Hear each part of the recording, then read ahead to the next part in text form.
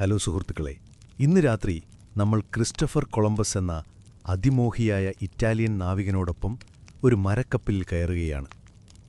1492 വർഷമാണ്. സ്പെയിനിലെ പാലോസ് തുറമുഖത്തുനിന്ന് വിശാലമായ അനിശ്ചിതത്വമുള്ള അറ്റ്ലാന്റിക് സമുദ്രത്തിലേക്ക് നിങ്ങൾ കപ്പൽ കയറാൻ പോകുന്നു.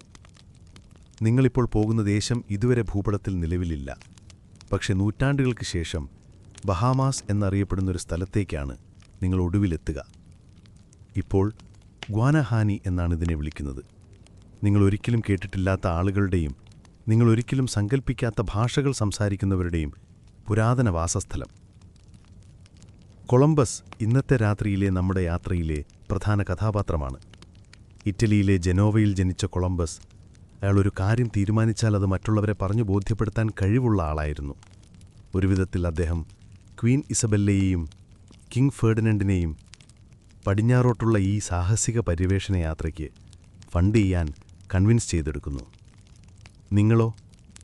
നിങ്ങളൊരു സാധാരണ ക്രൂ അംഗം മാത്രമാണ്. ഒരുപക്ഷെ സ്വർണത്തിൻ്റെ വാഗ്ദാനത്താലോ ജയിൽവാസത്തിൻ്റെ ഭീഷണിയാലോ കുടുങ്ങിയതായിരിക്കാം. അല്ലെങ്കിൽ ഒരുപക്ഷെ നിങ്ങൾ കൗതുകമുള്ള തരത്തിലുള്ള ആളായിരിക്കാം. അവിടെ എന്താണുള്ളതെന്ന് ചിന്തിക്കുന്നുണ്ടാകാം. എന്തായാലും നിങ്ങൾക്ക് കുറച്ചു മാസത്തെ ഉപ്പുരസമുള്ള കാറ്റും പഴകിയ അപ്പവും അസ്തിത്വപരമായ ഭയവും അനുഭവിക്കേണ്ടി വരും. അതിനാൽ നിങ്ങൾ കംഫോർട്ടാകുന്നതിന് മുമ്പ് വീഡിയോ ലൈക്ക് ചെയ്യാനും സ്ലംബേഴ്സ് സാഗ സബ്സ്ക്രൈബ് ചെയ്യാനും ഒരു നിമിഷമെടുക്കുക. പക്ഷെ ഞാനിവിടെ ചെയ്യുന്നത് നിങ്ങൾ ശരിക്കും ആസ്വദിക്കുന്നുണ്ടെങ്കിൽ മാത്രം. നിങ്ങൾക്ക് സാധിക്കുമെങ്കിൽ നിങ്ങളുടെ സ്ഥലവും നിങ്ങൾ കേൾക്കുന്ന സമയവും ഒരു കമൻ്റ് ഇടുക. ആരൊക്കെ എവിടെ നിന്നൊക്കെയാണിത് കേൾക്കുന്നതെന്ന് എനിക്കറിയാൻ ആഗ്രഹമുണ്ട്. ഇപ്പോൾ ലൈറ്റുകൾ മങ്ങിക്കുക. ആ മൃദുമായ പശ്ചാത്തല ശബ്ദത്തിനായി ഒരു ഫാൻ ഓണാക്കുക. ഇന്ന് രാത്രിയിലെ യാത്രയിലേക്ക് നമുക്കൊരുമിച്ച് പോകാം. രാവിലെ മഞ്ഞു വീഴുന്ന കാലാവസ്ഥയിൽ നല്ല മരവിപ്പ് അനുഭവിച്ചുകൊണ്ട് നിങ്ങൾ ഡോക്കിൻ്റെ അരികിൽ പിടിച്ചു നിൽക്കുന്നു.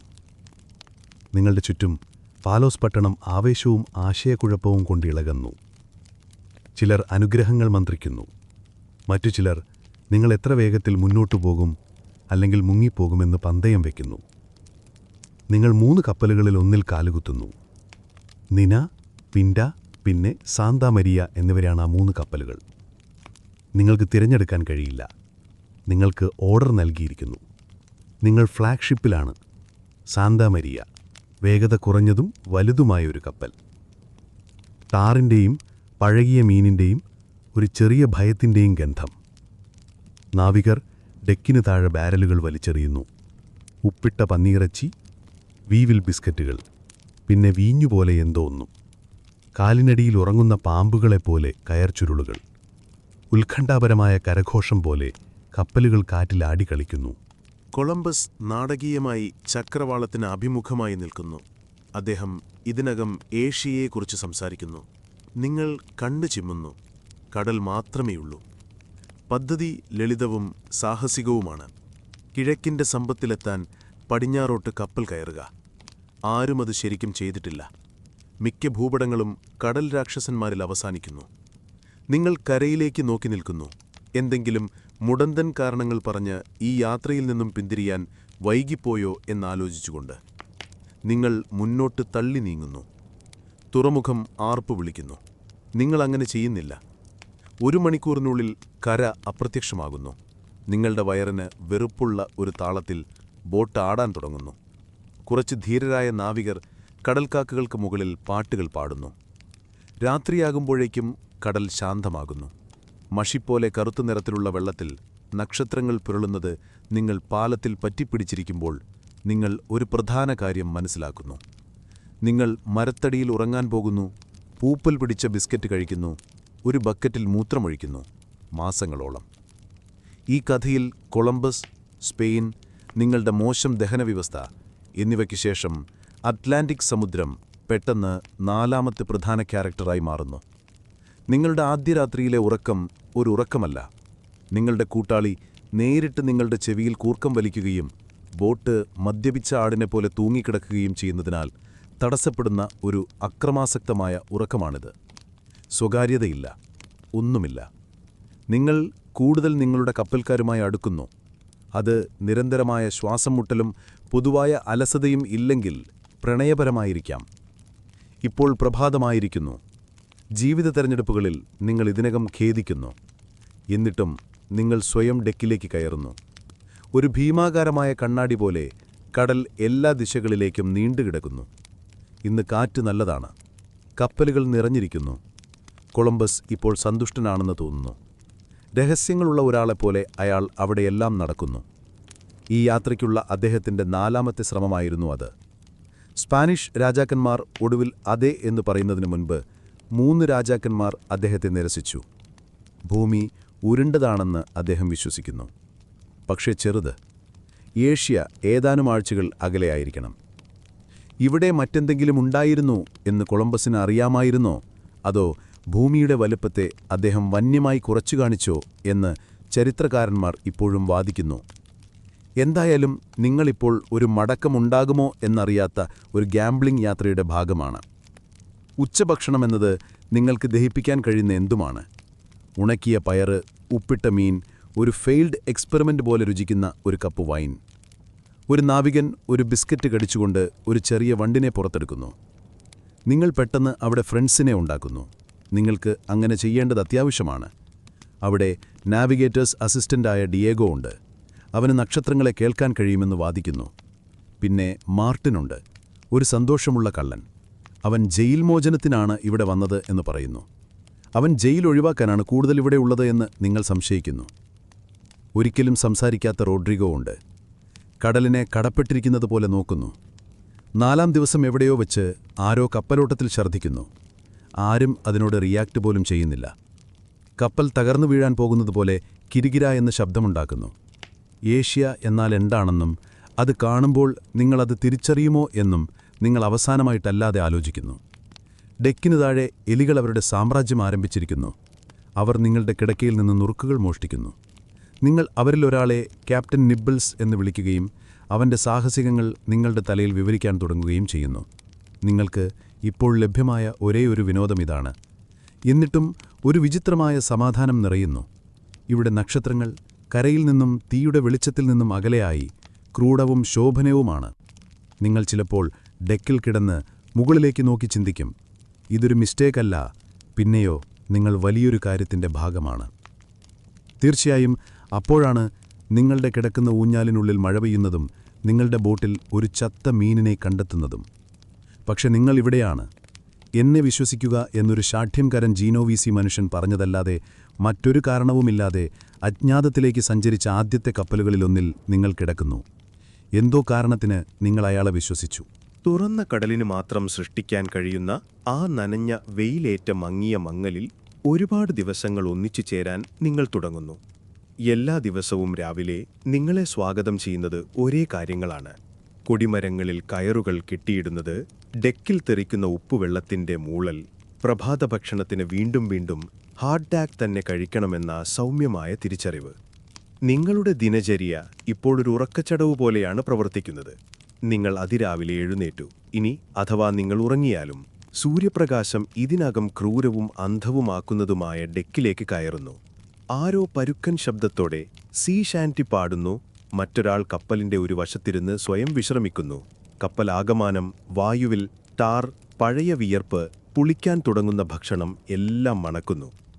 ജൂലിയെ വാച്ചുകൾ എന്ന് വിളിക്കുന്ന ഷിഫ്റ്റുകളായി തിരിച്ചിരിക്കുന്നു. അതായത് നിങ്ങളും നിങ്ങളുടെ സഹപ്രവർത്തകരും നിരന്തരം ഡെക്ക് തുടയ്ക്കുക, സെയിൽ ക്രമീകരിക്കുക, അല്ലെങ്കിൽ ഒരു മാപ്പ് നിങ്ങൾക്ക് ആകാശം നൽകുമെന്ന മട്ടിൽ നോക്കി നിൽക്കുക തുടങ്ങിയ കാര്യങ്ങൾ മാറി മാറി ചെയ്യുന്നു. നിങ്ങൾ ഭാഗ്യവാനാണെങ്കിൽ നിങ്ങൾക്ക് ഡോഗ് വാച്ച് ലഭിക്കും. വിശ്രമിക്കാൻ എത്രയും സമയമുണ്ട്, എന്നാൽ സുഗമമായിരിക്കാൻ എത്രയും സമയമില്ല. നിങ്ങളുടെ ജോലികളിലൊന്ന് സെയിലുകൾ കെട്ടാൻ സഹായിക്കുന്നതിനായി റിഗ്ഗിങ്ങിൽ കയറുക എന്നതാണ്. കയറുകൾ നിങ്ങളുടെ കൈകളിൽ കടിക്കുന്നു, കാറ്റ് നിങ്ങളുടെ ചെവികളിൽ അലറുന്നു. അവിടെ നിന്ന് നോക്കുമ്പോൾ കടൽ എല്ലാ ദിശകളിലേക്കും ഒരു പരിഹാസം പോലെ നീണ്ടുകിടക്കുന്നു. വളരെ നനഞ്ഞ ശൂന്യതയിൽ ഒരു മരക്കഷ്ണത്തിൽ ഒരു പൊട്ടു മാത്രമാണ് നിങ്ങൾ. എന്നിട്ടും നിങ്ങൾ മുന്നോട്ടു പോകുന്നു. എല്ലാവർക്കും കഴിയും. നിങ്ങൾക്ക് വേറെ എന്ത് ചോയ്സാണുള്ളത്? ഭക്ഷണം ഒരു വിചിത്രമായ സംഭവമാണ്. ഹാർഡ് ടാക്ക്, അതായത് ആ പാറ പോലുള്ള ബിസ്ക്കറ്റുകളാണ് പ്രാഥമിക ഭക്ഷണം. അത് കഴിക്കുന്നു എന്നതിലുപരി അത് സഹിക്കുന്നു എന്നതാണ് ശരി.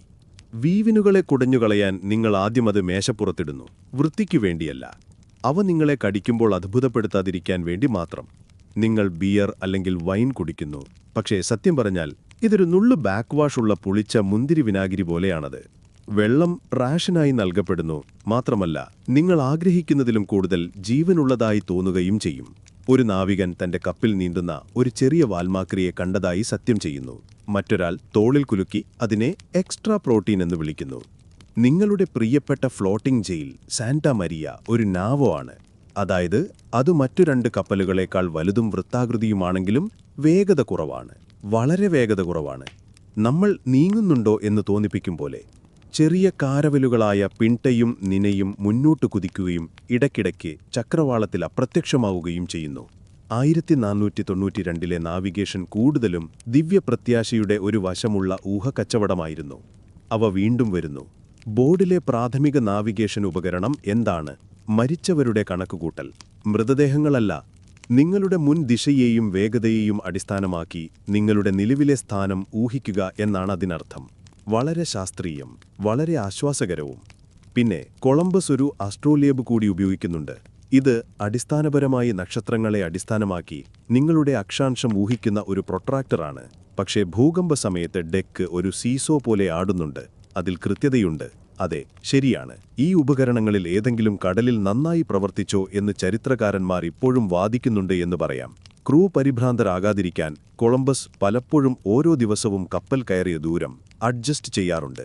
അവൻ കള്ളം പറയുകയാണെന്ന് നിങ്ങൾ സംശയിക്കുന്നു. നിങ്ങൾക്കാണെങ്കിൽ എത്രയാണെന്ന് അറിയില്ല. പിന്നെ ലോഗ് ലൈൻ ഉണ്ട്. ഇടയ്ക്കിടയ്ക്ക് കെട്ടുകളുള്ള ഒരു കയറ് കപ്പലിന്റെ മുകളിലൂടെ എറിയുകയും ഒരു നിശ്ചിത സമയത്തേക്ക് കപ്പലിന്റെ പിന്നിൽ സഞ്ചരിക്കാൻ അനുവദിക്കുകയും ചെയ്യുന്നു. നിങ്ങളുടെ വിരലുകളിലൂടെ എത്ര കെട്ടുകൾ കടന്നുപോകുന്നു അതാണ് നിങ്ങളുടെ വേഗത സൂചിപ്പിക്കുന്നത്. അങ്ങനെയാണ് നമ്മൾ നോട്ടിക്കൽ മൈൽസ് പെർ അവറിന് നോട്ട്സ് എന്ന ടേം കിട്ടിയത്. ക്യൂട്ട്, ശരിയല്ലേ? തണുത്ത വെള്ളത്തിൽ നിങ്ങളുടെ വിരലുകൾ മരവിക്കുന്നതുവരെ. വിരസത വേഗത്തിൽ വരുന്നു. നിങ്ങളും നിങ്ങളുടെ സഹപ്രവർത്തകരും ഗെയിമുകൾ, കഥകൾ, നുണകൾ എന്നിവ കണ്ടുപിടിക്കുന്നു. ഒരു കടൽ രാക്ഷസനെ താൻ കണ്ടുവെന്ന് റോഡ്രിഗോ തറപ്പിച്ചു പറയുന്നു. ഡോൾഫിനുമായി തനിക്ക് സംസാരിക്കാൻ കഴിയുമെന്ന് ഡീഗോ അവകാശപ്പെടുന്നു. നിങ്ങൾ മേഘങ്ങൾക്ക് പേരിടാനും വീഞ്ഞുകൾ പോലെ അവയെ വിലയിരുത്താനും തുടങ്ങുന്നു. അതെ, നിരാശയുടെ കുറിപ്പുകളുള്ള ഒരു മൃദുവായ കുമുലോനിംബസ്. ഒരു വൈകുന്നേരം പറക്കുന്ന മത്സ്യങ്ങളുടെ ഒരു കൂട്ടം വില്ലിനു കുറുകെ ചാടുന്നു. ഒരാൾ ഡീഗോയുടെ മുഖത്ത് അടിക്കുന്നു. അത് കരയുടെ അടയാളമാണെന്ന് അദ്ദേഹം പറയുന്നു. അത് മോശം സമയത്തിന്റെ അടയാളമാണെന്ന് നിങ്ങൾ പറയുന്നു. എന്തായാലും ഈ ആഴ്ചയിൽ സംഭവിച്ച ഏറ്റവും ആവേശകരമായ കാര്യമാണിത്. സമുദ്രത്തിന്റെ ശബ്ദത്തിനൊപ്പം ജീവിക്കാൻ നിങ്ങൾ പഠിക്കുന്നു. ഒരിക്കലും അവസാനിക്കാത്ത ഒരു നിശബ്ദത, കടൽ നിങ്ങളെ ആശ്വസിപ്പിക്കാൻ ശ്രമിക്കുന്നതുപോലെ, അല്ലെങ്കിൽ നിങ്ങളെ സൗമ്യമായി മുക്കിക്കൊള്ളുന്നതുപോലെ. അത് ഹിപ്നോട്ടിക്കാണ്. നിങ്ങൾ ഒരിക്കലും പ്രതീക്ഷിക്കാത്ത കാര്യങ്ങൾ അത് നിങ്ങളെ സ്വപ്നം കാണാൻ പ്രേരിപ്പിക്കുന്നു. ചിലപ്പോൾ നിങ്ങൾ കരയെക്കുറിച്ച് സ്വപ്നം കാണുന്നു, ചിലപ്പോൾ വീടിനെക്കുറിച്ച്, ചിലപ്പോൾ അനന്തമായ നീലയും അവസാനവുമില്ലാത്തതും. രാത്രിയിൽ നക്ഷത്രങ്ങൾ ആ സ്ഥാനമേറ്റെടുക്കുന്നു. വിളക്കുകളോ നഗരങ്ങളോ ഇല്ലാതെ ആകാശം ഒരു തിളങ്ങുന്ന മേൽക്കൂരിയായി മാറുന്നു. അവയുടെ നിശബ്ദതയിൽ നിങ്ങൾക്ക് ആശ്വാസം ലഭിക്കുന്നു.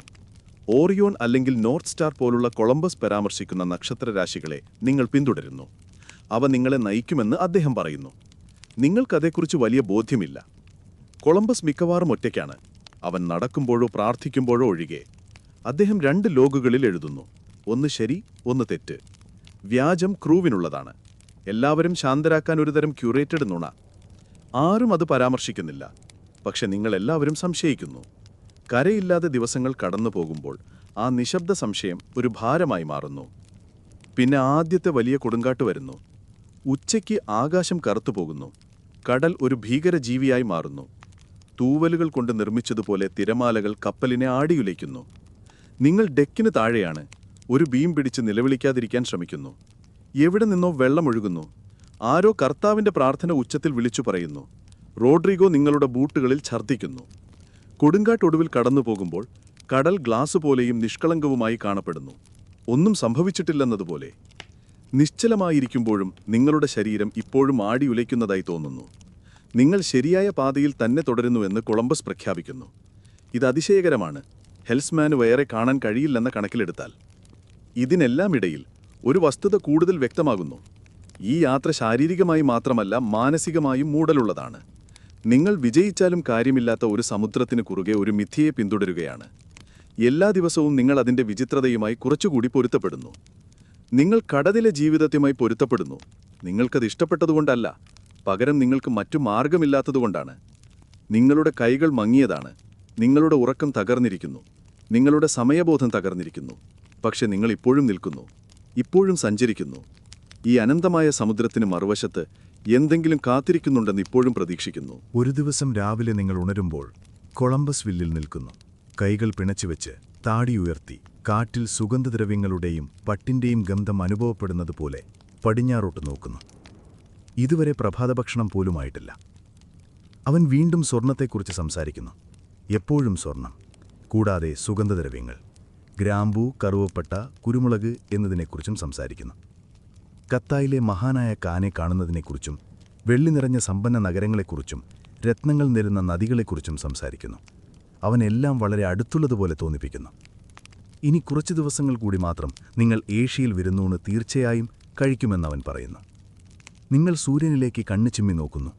കരയുടെ ഒരു അടയാളവും കാണുന്നില്ല. സുഗന്ധദ്രവ്യങ്ങളുടെ ഗന്ധമില്ല. നിങ്ങളെ നോക്കി ചിരിക്കുന്ന സമുദ്രം മാത്രം. അത് നിങ്ങളെ പരിഹസിക്കുന്നു.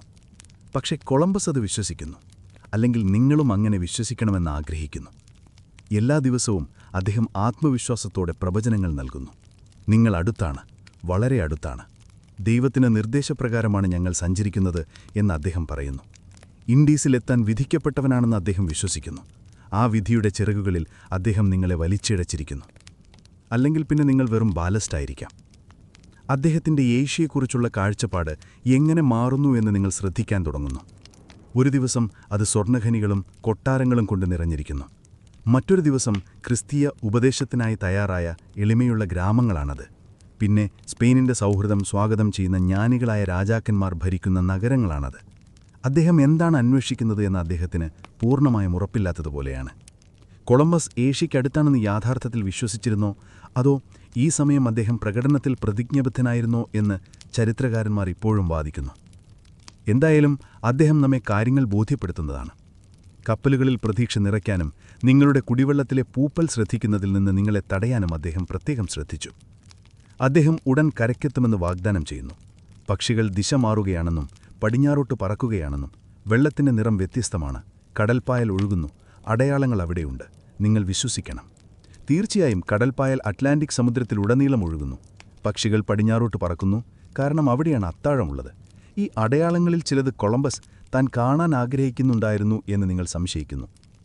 ഒരു ഉച്ച കഴിഞ്ഞ് കപ്പലിൽ എല്ലായിടത്തും ഒരു അറിയിപ്പിനെ നിങ്ങളെ കോൾ ചെയ്യുന്നു. ക്ലീൻ ഷേവ് ചെയ്ത് തൻ്റെ ഏറ്റവും മികച്ച വസ്ത്രം ധരിച്ച് കൊളംബസ് പ്രത്യക്ഷപ്പെടുന്നു. സത്യം പറഞ്ഞാൽ അത് പുഴുക്കൾ തിന്ന പോലെ തോന്നുന്നു. അവനൊരു പെട്ടിയിൽ നിന്ന് കരയിൽ നിൽക്കുന്നു. ആദ്യം കര കാണുന്നവർക്കൊരു സമ്മാനം ലഭിക്കുമെന്ന് പ്രഖ്യാപിക്കുന്നു. ഒരു സിൽക്ക് ഡബ്ലറ്റും കിരീടത്തിൽ നിന്ന് ആജീവനാന്ത പെൻഷനുമാണത്. നിങ്ങളുടെ ജീവിതത്തിൽ ഒരിക്കലും ഇത്രയുമധികം ചക്രവാളത്തിലേക്ക് കൂടുതൽ ഉറ്റുനോക്കിയിട്ടില്ല. മനോഭാവം മാറുന്നു, വീണ്ടും ആവേശം കൂടുന്നു. ക്രൂ എല്ലാവരും ഒരുമിച്ച് മുന്നോട്ട് ചായുന്നത് നിങ്ങൾക്ക് അനുഭവപ്പെടുന്നു.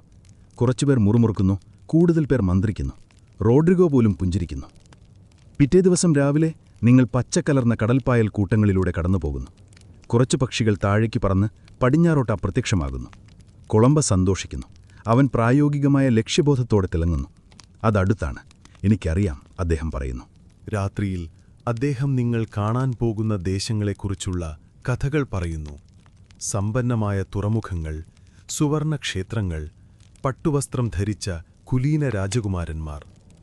നിങ്ങൾ നിങ്ങളുടെ ബിസ്ക്കറ്റ് കഴിക്കുകയും അത് കുങ്കുമാരിയായും വറുത്ത കുഞ്ഞാടായും ഉരുകുന്നത് സങ്കൽപ്പിക്കുകയും ചെയ്യുന്നു.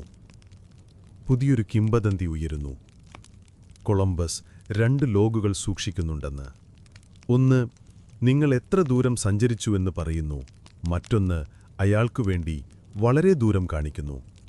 അത് അദ്ദേഹത്തിൻ്റെ ക്രൂവിനെ ശാന്തമാക്കാനുള്ള വഴിയാണ്.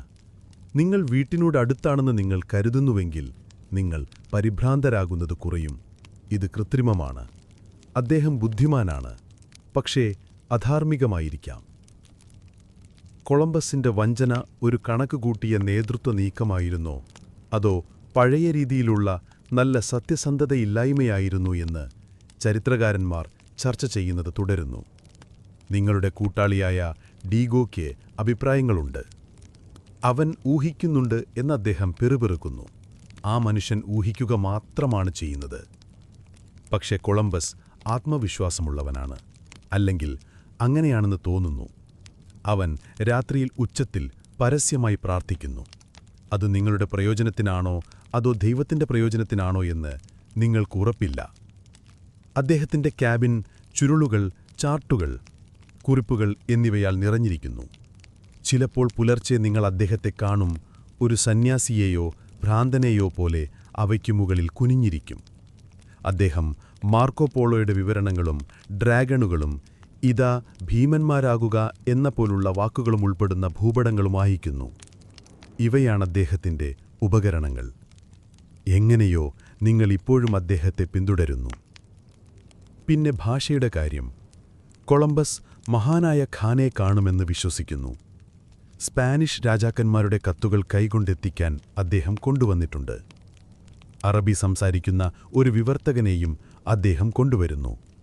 റെക്കോർഡായി പറഞ്ഞാൽ, ഏഷ്യയിലെ ആളുകൾ സംസാരിക്കുന്നതല്ലാതെ ഒരു ഫ്രഞ്ച് പദസമുച്ചയവുമായി ഒരു ജപ്പാനീസ് അത്താഴവിരുന്നിൽ പങ്കെടുക്കുകയും ഏറ്റവും നല്ലത് പ്രതീക്ഷിക്കുകയും ചെയ്യുന്നതുപോലെയാണിത്. പക്ഷെ ആരും അതിനെ ചോദ്യം ചെയ്യുന്നില്ല. നിങ്ങൾ ഭൂമിയെക്കുറിച്ച് സ്വപ്നം കാണാൻ തുടങ്ങുന്നു, ഒരു മരീചിക പോലെ തിളങ്ങുന്ന വിചിത്രമായ ഭൂമി. നിങ്ങളുടെ ഉറക്കത്തിൽ മരതകത്തിന്റെ നിറമുള്ള മരങ്ങളും സ്വർണം കൊണ്ടുണ്ടാക്കിയ പക്ഷികളും കടലിൽ നിന്നുയർന്നു വരുന്ന നഗരങ്ങളും നിങ്ങൾ കാണുന്നു. നിങ്ങളുടെ മുഖം ഡെക്കിലൊട്ടിച്ചിരിക്കുന്നതും പല്ലിൽ കടലുപ്പിന്റെ രുചിയും അനുഭവിക്കുന്നതുമായാണ് നിങ്ങൾ ഉണരുന്നത്. ദിവസങ്ങൾ കടന്നുപോകുന്നു, കാറ്റുമാറുന്നു, സൂര്യൻ ജ്വലിക്കുന്നു. കൊളംബസ് വീണ്ടും ഉറപ്പിക്കുന്നു, ആ ഭൂമി തൊട്ടുമുന്നിലാണെന്ന്. നാളെ പക്ഷേ എന്നദ്ദേഹം പറയുന്നു. നാളെ വരുന്നു. പിന്നെ ഒന്ന്. ഇപ്പോഴും ഒന്നുമില്ല. ഡെക്കിനു താഴെ പിരിമുറക്കം ശമിക്കുന്നു. ആളുകൾ മന്ത്രിക്കുന്നു. കൊളംബസ് കള്ളം പറഞ്ഞാൽ അയാളെ കടലിലിടിയുമെന്നൊരു നാവികൻ പറയുന്നത് നിങ്ങൾ കേൾക്കുന്നു. മറ്റൊരാൾ പിന്മാറാൻ നിർദ്ദേശിക്കുന്നു. വിശ്വാസം ഒരുതരം കറൻസിയായി മാറിയിരിക്കുന്നുവെന്ന് നിങ്ങൾ മനസ്സിലാക്കുന്നു. കൊളംബസ് ശാന്തനാണെന്നും കുറഞ്ഞ ഇഴച്ചിലുള്ളവനാണെന്നും ഇപ്പോഴും വിശ്വസിക്കുന്നവർ. അങ്ങനെയല്ലാത്തവരോ, അവർ ആരും കാണുന്നില്ലെന്ന് തോന്നുമ്പോൾ കത്തികൾക്ക് മൂർച്ച കൂട്ടുന്നു. നിങ്ങൾ മിണ്ടാതിരിക്കുന്നു. നിങ്ങൾ നിരീക്ഷിക്കുന്നു. ക്യാപ്റ്റന്റെ കഥകൾ, തിരമാലകൾ, നിങ്ങളുടെ സ്വന്തം സംശയങ്ങളും നിങ്ങൾ ശ്രദ്ധിക്കുന്നു. എന്നിട്ടും നിങ്ങൾ പടിഞ്ഞാറോട്ട് സഞ്ചരിക്കുന്നു. നിങ്ങളെല്ലാം ഇപ്പോൾ ഈ വിചിത്രമായ മയക്കത്തിലാണ്, കണ്ണുകളിൽ നക്ഷത്രങ്ങളും ചുണ്ടുകളിൽ പ്രാർത്ഥനകളുമുള്ള ഒരു മനുഷ്യന്റെ നേതൃത്വത്തിൽ. ഏഷ്യയിൽ നിന്ന് ഒരു ദിവസം അകലെയാണെന്ന് സത്യം ചെയ്യുന്ന ഒരാളുണ്ട്.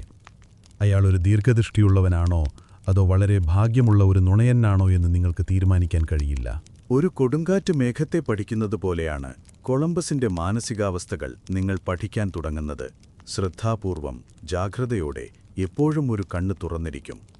അവൻ അതിരാവിലെ എഴുന്നേൽക്കുന്നു, കുറച്ച് സംസാരിക്കുന്നു, ഒരു രാജാവിന്റെ ഭാവത്തിലും ഒരു ചൂതാട്ടക്കാരന്റെ കണ്ണുകളുമായി ഡെക്കിലൂടെ നടക്കുന്നു.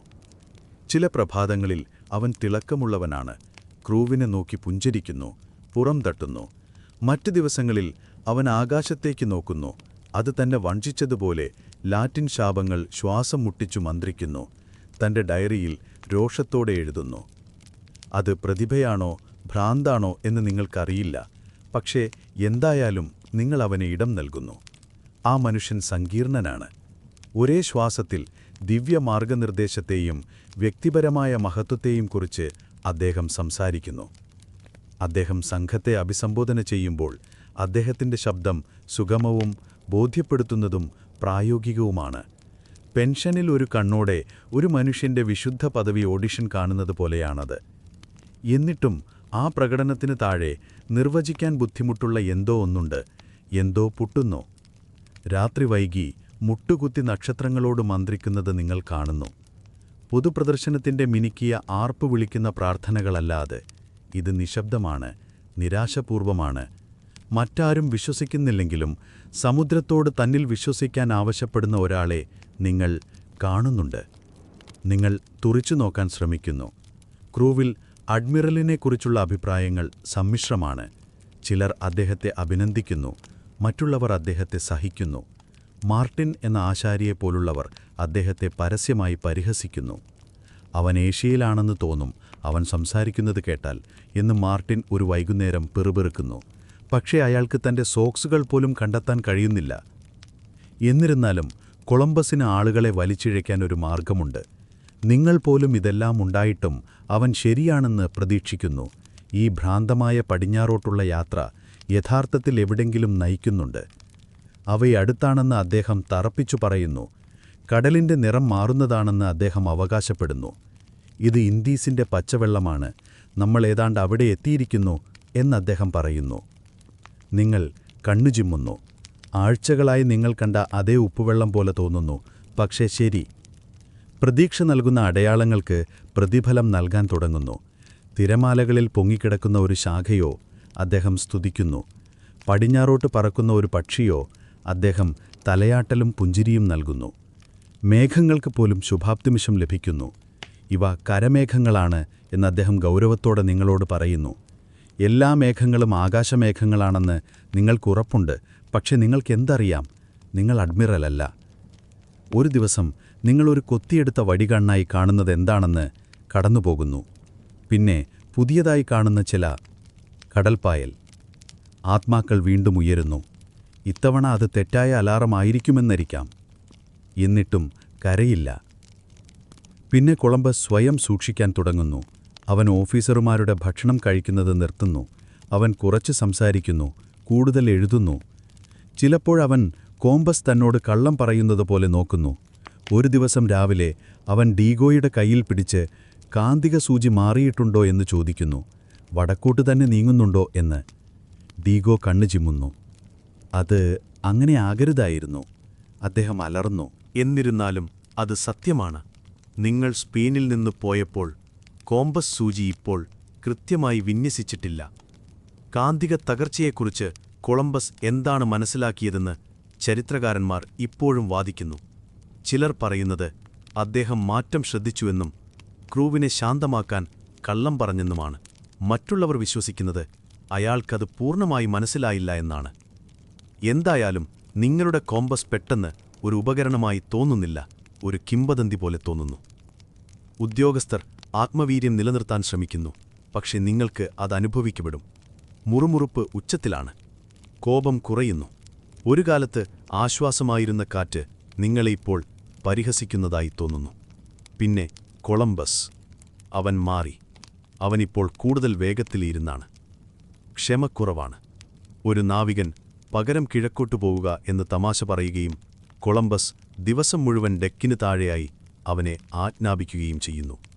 ഹല്ലിലെ വിള്ളലുകൾക്കുറിച്ച് ആശാരി പരാതിപ്പെടുമ്പോൾ കൊളംബസ് അവനെ കൈവീശി കാണിക്കുന്നു. നമ്മൾ ഉടൻ കരയിലെത്തും, അത് പ്രശ്നമല്ല.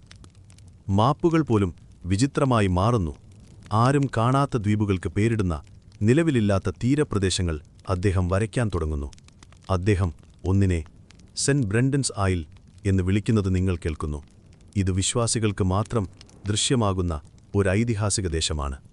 മറ്റൊരു നാവികൻ അതിനെ വിഷ്ഫുൾ തിങ്കിംഗ് ഐലൻഡ് എന്ന് വിളിക്കുന്നു.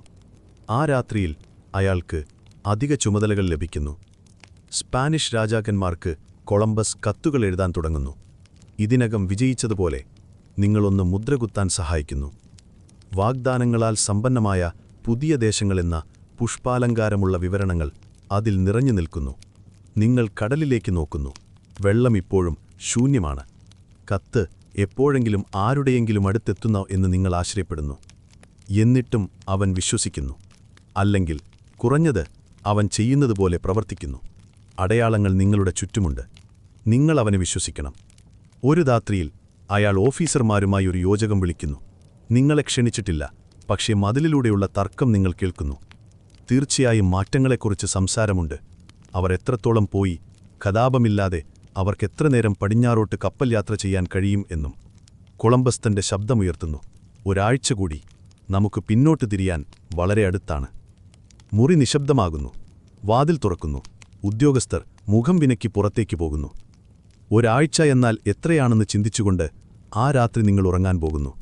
പിറ്റേ ദിവസം അയാൾ വീണ്ടും സന്തോഷവാനായി കാണപ്പെടുന്നു. നക്ഷത്രങ്ങളിൽ ഒരടയാളം കണ്ടതായി അദ്ദേഹം പറയുന്നു. അയാൾ മറ്റുള്ളവർക്ക് അറിയാത്ത എന്തോ ഒന്നറിയുന്നതുപോലെ പുഞ്ചിരിക്കുന്നു. അത് ആശ്വസിക്കുകയും നേരിയ തോതിൽ ഭയപ്പെടുത്തുകയും ചെയ്യുന്നു. എന്നിട്ടും കപ്പലുകൾ സഞ്ചരിക്കുന്നു. സമുദ്രം അനന്തമാണ്. വായു നേർത്തതായി തോന്നുന്നു. പ്രതീക്ഷ മുകളിലൂടെ നീണ്ടുന്നു. ഇറുക്കി അരികുകളിൽ ഉലഞ്ഞുകൊണ്ടിരിക്കുന്നു. ഇപ്പോൾ എന്തു വിശ്വസിക്കണമെന്ന് നിങ്ങൾക്കുറപ്പില്ല. പക്ഷെ നിങ്ങൾക്കൊരു കാര്യമറിയാം, ചുമതലയിലുള്ളയാൾ ഇനിയൊരു നാവിഗനേറ്റർ മാത്രമല്ല. ഇപ്പോൾ അദ്ദേഹമാണ് മതം. മറ്റുള്ളവരെല്ലാം ഒന്നുകിൽ വിശ്വാസികളാണ്, അല്ലെങ്കിൽ കാത്തിരിക്കുന്ന കലാപകാരികളാണ്. നിങ്ങളത് കേൾക്കുന്നതിന് മുമ്പ് അനുഭവിക്കുന്നു. അസംതൃപ്തിയുടെ ഒരു മൃദുവായ മുരളിപ്പ് പൂപ്പൽ പോലെ ഡെക്കിന് താഴെ വ്യാപിക്കുന്നു. ആളുകൾ അസ്വസ്ഥരാണ്, ക്ഷീണിതർ. മുഖം മെലിഞ്ഞ ഒരു നാവികൻ കെട്ടുകൾ കെട്ടുമ്പോൾ ശ്വാസത്തിനടിയിൽ പ്രാർത്ഥനകൾ മുറുമുറുക്കുന്നു. മറ്റൊരാൾ വളരെ വ്യക്തമായ താളം ഉപയോഗിച്ച് ഒരു മീൻ കത്തി മൂർച്ച കൂട്ടുന്നു. പക്ഷേ അടുത്തെങ്ങും വളരെ കുറച്ച് മീൻ മാത്രം. കൊളംബസ് വാഗ്ദാനം ചെയ്തതിലും വളരെ പിന്നിലേക്ക് യാത്ര നീണ്ടുപോയി. ഏഷ്യയുടെ സുവർണ്ണ നഗരങ്ങളാണോ? ഇവിടെയും കാണാനില്ല. പകരം നിങ്ങൾ എത്താൻ കഴിയുമെന്ന് പ്രതീക്ഷിക്കാത്ത കുറേ സ്ഥലങ്ങൾ. നിങ്ങളുടെ മൂക്കിൽ നനഞ്ഞ കയറിന്റെ സ്ഥിരമായ ഗന്ധം. കാഥയുടെ സമ്പത്ത് പോലെയല്ല. ആളുകൾ ചോദ്യങ്ങൾ ചോദിക്കാൻ തുടങ്ങുന്നു. ആദ്യം ഉച്ചത്തിൽ, അല്ല, വശങ്ങളിലേക്ക് നോക്കുന്നത്, ജാഗ്രതയോടെയുള്ള മന്ത്രിപ്പുകൾ. എത്ര നേരം നമുക്ക് മുന്നോട്ടു പോകാൻ കഴിയും? നമ്മൾ വഴിതെറ്റിപ്പോയോ? അഡ്മിറൽ മുമ്പ് എപ്പോഴെങ്കിലും ഇത് ചെയ്തിട്ടുണ്ടോ? നിങ്ങൾ കേട്ടില്ലെന്ന് നടിക്കുന്നു. പക്ഷേ നിങ്ങൾ അതേ കാര്യങ്ങൾ ചിന്തിക്കുകയാണ്. പിന്നെ നന്നായിട്ട് സർക്കാസം പറയുന്ന മരപ്പണിക്കാരനായ മാർട്ടിൻ മറ്റാരും ധൈര്യപ്പെടാത്തത് പറയുന്നു. നമ്മൾ കൂടുതൽ ദൂരം സഞ്ചരിച്ചാൽ നമ്മൾ ലോകത്തിന്റെ വക്കിൽ നിന്ന് താഴോട്ട് വീഴുമെന്ന് നിങ്ങൾക്ക് പുറകിൽ കേൾക്കാം. ആളുകൾ ചിരിക്കുന്നു, പരിഭ്രാന്തിയോടെ. എന്നിട്ടും ഭയം യാഥാർത്ഥ്യമാണ്. ക്രൂവിലെ ചിലർ ഇപ്പോഴും പഴയ ഭൂപടങ്ങളിൽ വിശ്വസിക്കുന്നു. അവിടെ കടൽ സർപ്പങ്ങൾ ഭൂമിയുടെ അരികുകളിൽ വലയം ചെയ്യുന്നു. അറിയപ്പെടുന്ന ലോകത്തിനപ്പുറം എവിടെയാണ്? ഒന്നുമില്ല, വായു മാത്രം, ദൈവം മാത്രം. നിങ്ങൾ എവിടേക്കാണ് പോകുന്നതെന്ന് കൊളംബസിന് അറിയാമെന്ന് നിങ്ങൾ വിശ്വസിക്കാൻ ആഗ്രഹിക്കുന്നു. പക്ഷേ അയാൾ ഇപ്പോൾ കൂടുതൽ ഉലാത്തുന്നു, കുറച്ചു സംസാരിക്കുന്നു. ഒരു കൊടുങ്കാട്ട് മേഘം തലയിൽ വേരൂന്നിയതുപോലെ അയാളുടെ മുടി വന്യമായിരിക്കുന്നു. രാത്രിയിൽ അയാൾ തന്നോട് തന്നെ തർക്കിക്കുന്നത് നിങ്ങൾ കേൾക്കുന്നു. അദ്ദേഹം ശബ്ദങ്ങൾ കേൾക്കുന്നുണ്ടോ എന്നോ അതോ നിങ്ങളിൽ മറ്റുള്ളവരെ പോലെ നിശബ്ദതയിൽ മുങ്ങിത്താഴുകയാണോ എന്നോ നിങ്ങൾ സംശയിക്കുന്നു. ഇപ്പോൾ കോമ്പസ് വീണ്ടും ആ അസ്വസ്ഥത ഉളവാക്കുന്ന കാര്യം ചെയ്തു. സൂചി അത് പഴയിടത്തേക്ക് ചൂണ്ടുന്നില്ല. കൊളംബസ് അത് ഒഴിവാക്കുന്നു. വിഷമിക്കേണ്ട കാര്യമില്ല. കാന്തിക വ്യതിയാനം തികച്ചും സാധാരണമാണ്. കോമ്പസിൽ എന്താണ് സംഭവിക്കുന്നതെന്ന് കൊളംബസ് ശരിക്കും മനസ്സിലാക്കിയിരുന്നോ അതോ അയാൾ സ്വയം ആത്മവിശ്വാസം കണ്ടുപിടിച്ചതാണോ എന്ന് ചരിത്രകാരന്മാർ ഇപ്പോഴും വാദിക്കുന്നു. പിന്നെ ഒരു ദിവസം രാവിലെ ഡീഗോ നിങ്ങളെ മാറ്റി നിർത്തി മന്ത്രിക്കുന്നു. തിരിച്ചു പോകുന്നതിനെക്കുറിച്ചുള്ള സംസാരമുണ്ട്. നിങ്ങൾ കണ്ണു ചിമ്മുന്നു. ആരെക്കൊണ്ട്? എല്ലാവരും. ഇപ്പോൾ പിറുപിറുപ്പുകൾ ഉച്ചത്തിലാണ്. കൊളംബസിനെ നേരിടാനുള്ള ചർച്ചകൾ നടക്കുന്നുണ്ട്. ഒരുപക്ഷെ അദ്ദേഹത്തെ മാറ്റിസ്ഥാപിക്കാനും ഒരുപക്ഷെ അയാളെ കടലിൽ എറിയാനും സാധ്യതയുണ്ടെന്ന്. അവസാനത്തേത് പകുതി തമാശയായി പറഞ്ഞതാണ്, പക്ഷേ പകുതി മാത്രം. തുകൽക്കാരനായ വൈസന്റെ നിങ്ങളെ മാറ്റി നിർത്തി പിറുപിറുക്കുന്നു. നമുക്കുടൻ ഭൂമി കണ്ടെത്താൻ കഴിയുന്നില്ലെങ്കിൽ അത് അവന്റെ തലയോ നമ്മുടേതോ ആണ്. നിങ്ങൾ തലയാട്ടുന്നു, നിശബ്ദമായി. കാരണം ഇപ്പോൾ നിങ്ങൾ പോലും ചിന്തിക്കാൻ തുടങ്ങുകയാണ്. നമ്മളൊരു സ്വപ്നത്തെ പിന്തുടരുകയാണോ അതോ ഒരു പ്രാന്തനെ പിന്തുടരുകയാണോ? കൊളംബസ് അത് മനസ്സിലാക്കുന്നു. അദ്ദേഹം നിയമങ്ങൾ കർശനമാക്കുന്നു, വാച്ച് ഭ്രമണങ്ങൾ ചുരുക്കുന്നു, പ്രാർത്ഥനകൾ ഇരട്ടിയാക്കുന്നു. തനിക്കൊരു ദർശനമുണ്ടെന്ന് അദ്ദേഹം നിങ്ങളോട് പറയുന്നു. ഭൂമി അടുത്താണ്, എനിക്കത് ഉറപ്പുണ്ട്. തീർച്ചയായും അദ്ദേഹത്തിന് ഉറപ്പുണ്ട്. പക്ഷേ നാവികർ അങ്ങനെയല്ല. ചിലർ കലാപം നടത്താൻ നിർദ്ദേശിക്കുന്നു. പിൻഡയുടെ ക്യാപ്റ്റന് ഒരു നാവികൻ രഹസ്യമായി ഒരു സന്ദേശം നൽകാൻ ശ്രമിച്ചുവെന്ന് ഡീഗോ നിങ്ങളോട് പറയുന്നു. അവർ ഒരുമിച്ച് കിഴക്കോട്ട് തിരിഞ്ഞ് വീട്ടിലേക്കു പോകാൻ നിർദ്ദേശിച്ചു. ആ നാവികൻ ഇപ്പോൾ കക്കൂസ് ഡ്യൂട്ടിയിലാണ്, 1 മാസത്തേക്ക്. കൊളംബസ് സംഘത്തെ വിളിച്ചുകൂട്ടി അന്തിമ അപേക്ഷ നൽകുന്നു. അദ്ദേഹത്തിന്റെ പ്രസംഗം തീക്ഷ്ണമാണ്, ഗംഭീരം. അദ്ദേഹം കടമ, വിധി, ബഹുമാനം എന്നിവയെക്കുറിച്ച് സംസാരിക്കുന്നു. അദ്ദേഹം ദൈവത്തെ, രാജ്ഞിയെ, നിത്യമഹത്വത്തിന്റെ വാഗ്ദാനത്തെ വിളിക്കുന്നു. നിങ്ങളുടെ പേരുകൾ നൂറ്റാണ്ടുകളോളം ഓർമ്മിക്കപ്പെടുമെന്ന് അദ്ദേഹം നിങ്ങളോട് പറയുന്നു. നിങ്ങൾ അവനെ വിശ്വസിക്കുന്നു. ഒരു തരത്തിൽ അദ്ദേഹം കുറച്ചു ദിവസങ്ങൾ കൂടി യാചിക്കുന്നു. 3 കൊളംബസ് പറയുന്നു. 3 ദിവസം കൂടി ഞാൻ വാഗ്ദാനം ചെയ്യുന്നു. നമുക്ക് കര കാണാം. നിങ്ങളിത് മുമ്പ് കേട്ടിട്ടുണ്ട്. പക്ഷേ അയാളുടെ ശബ്ദത്തിലെ എന്തോ ഒന്ന് വന്യവും വിറയലും എല്ലാവരെയും പിടിച്ചു നിർത്തുന്നു. ആരും അനങ്ങുന്നില്ല. കടൽ തന്നെ ശ്വാസമടക്കിപ്പിടിക്കുന്നതായി തോന്നുന്നു. പിന്നെ നൃത്തസംവിധാനം ചെയ്തതുപോലെ ഒരു പക്ഷി ഡെക്കിൻ മുകളിലൂടെ താഴേക്കു പറക്കുന്നു.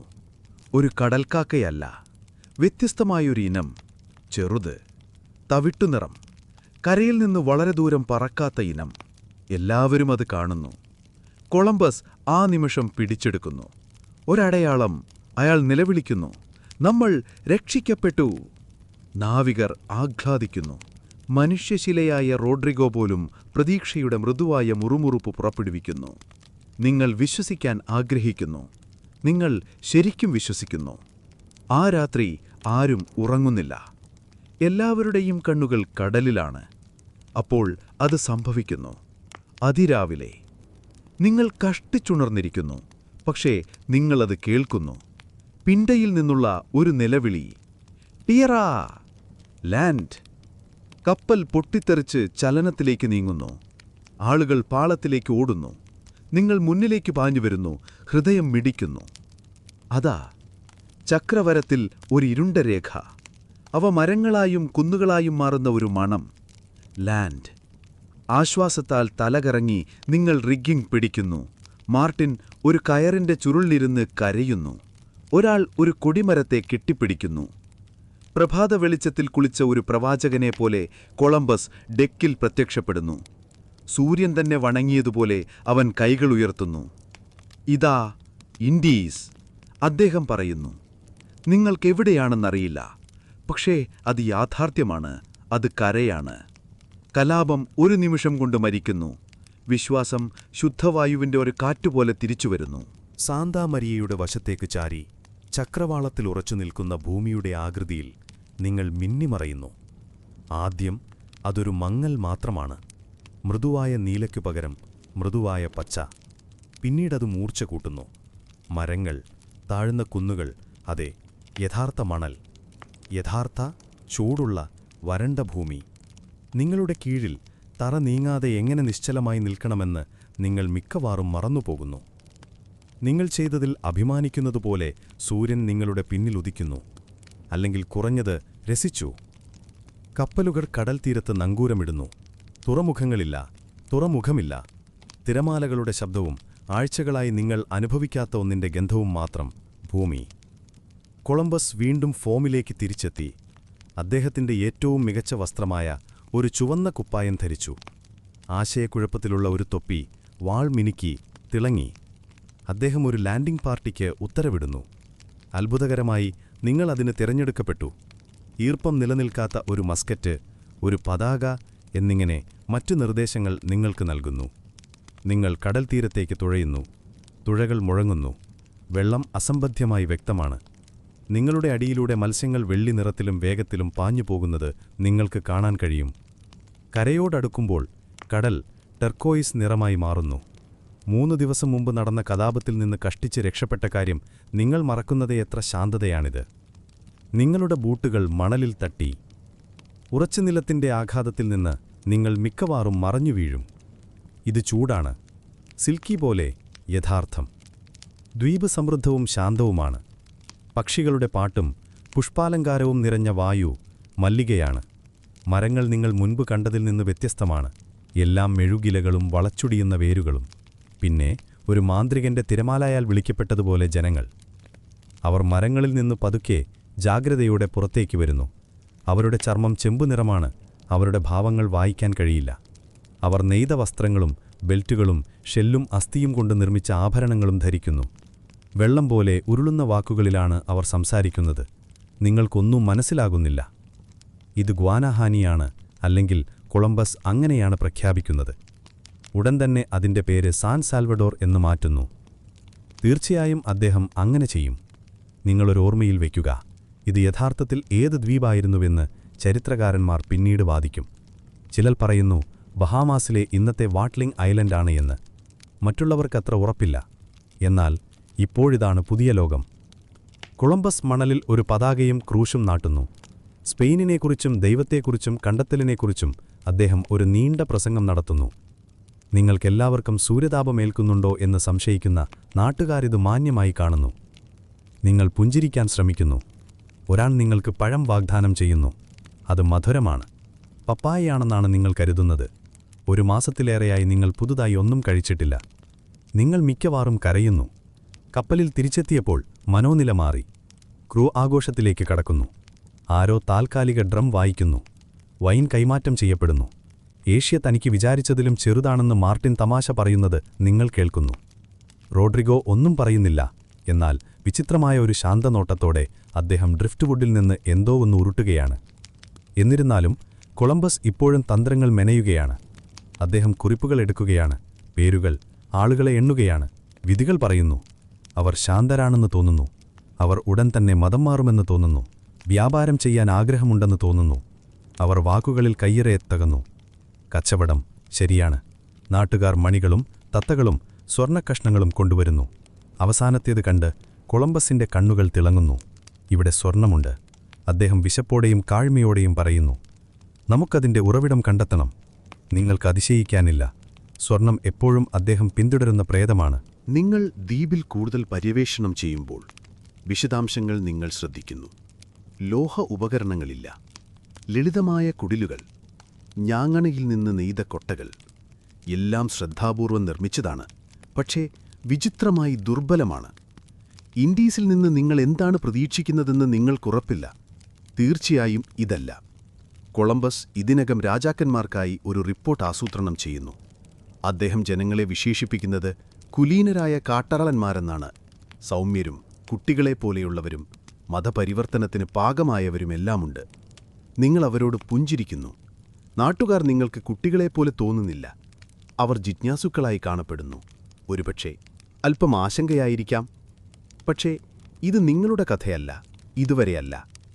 ആ രാത്രിയിൽ കരയിൽ തമ്പടിച്ച് നിങ്ങൾ ഈന്തപ്പനയുടെ ഒരു കിടക്കയിൽ കിടന്ന് നക്ഷത്രങ്ങളുടെ ശാഖകളിലൂടെ ഉറ്റുനോക്കി. ഇനി ആടിയൊളയുന്നില്ല. ഇനി കരിയിലെ പുറന്തൊലിയിലെ വിചിത്രമായ പുറന്തൊലിയില്ല. നിശ്ചലതയും ക്രിക്കറ്റുകളും ഒരു വിചിത്രമായ പുതിയ ലോകവും മാത്രം. കൊളംബസ് കുറച്ചു നാട്ടുകാരെ സ്പെയിനിലേക്ക് തിരികെ കൊണ്ടുപോകാൻ ആഗ്രഹിക്കുന്നുവെന്ന് പറയുന്നത് നിങ്ങൾ കേൾക്കുന്നു. കൂട്ടിനെ കാണിക്കാൻ അദ്ദേഹം പറയുന്നു. നമ്മുടെ വഴികൾ പഠിക്കാൻ.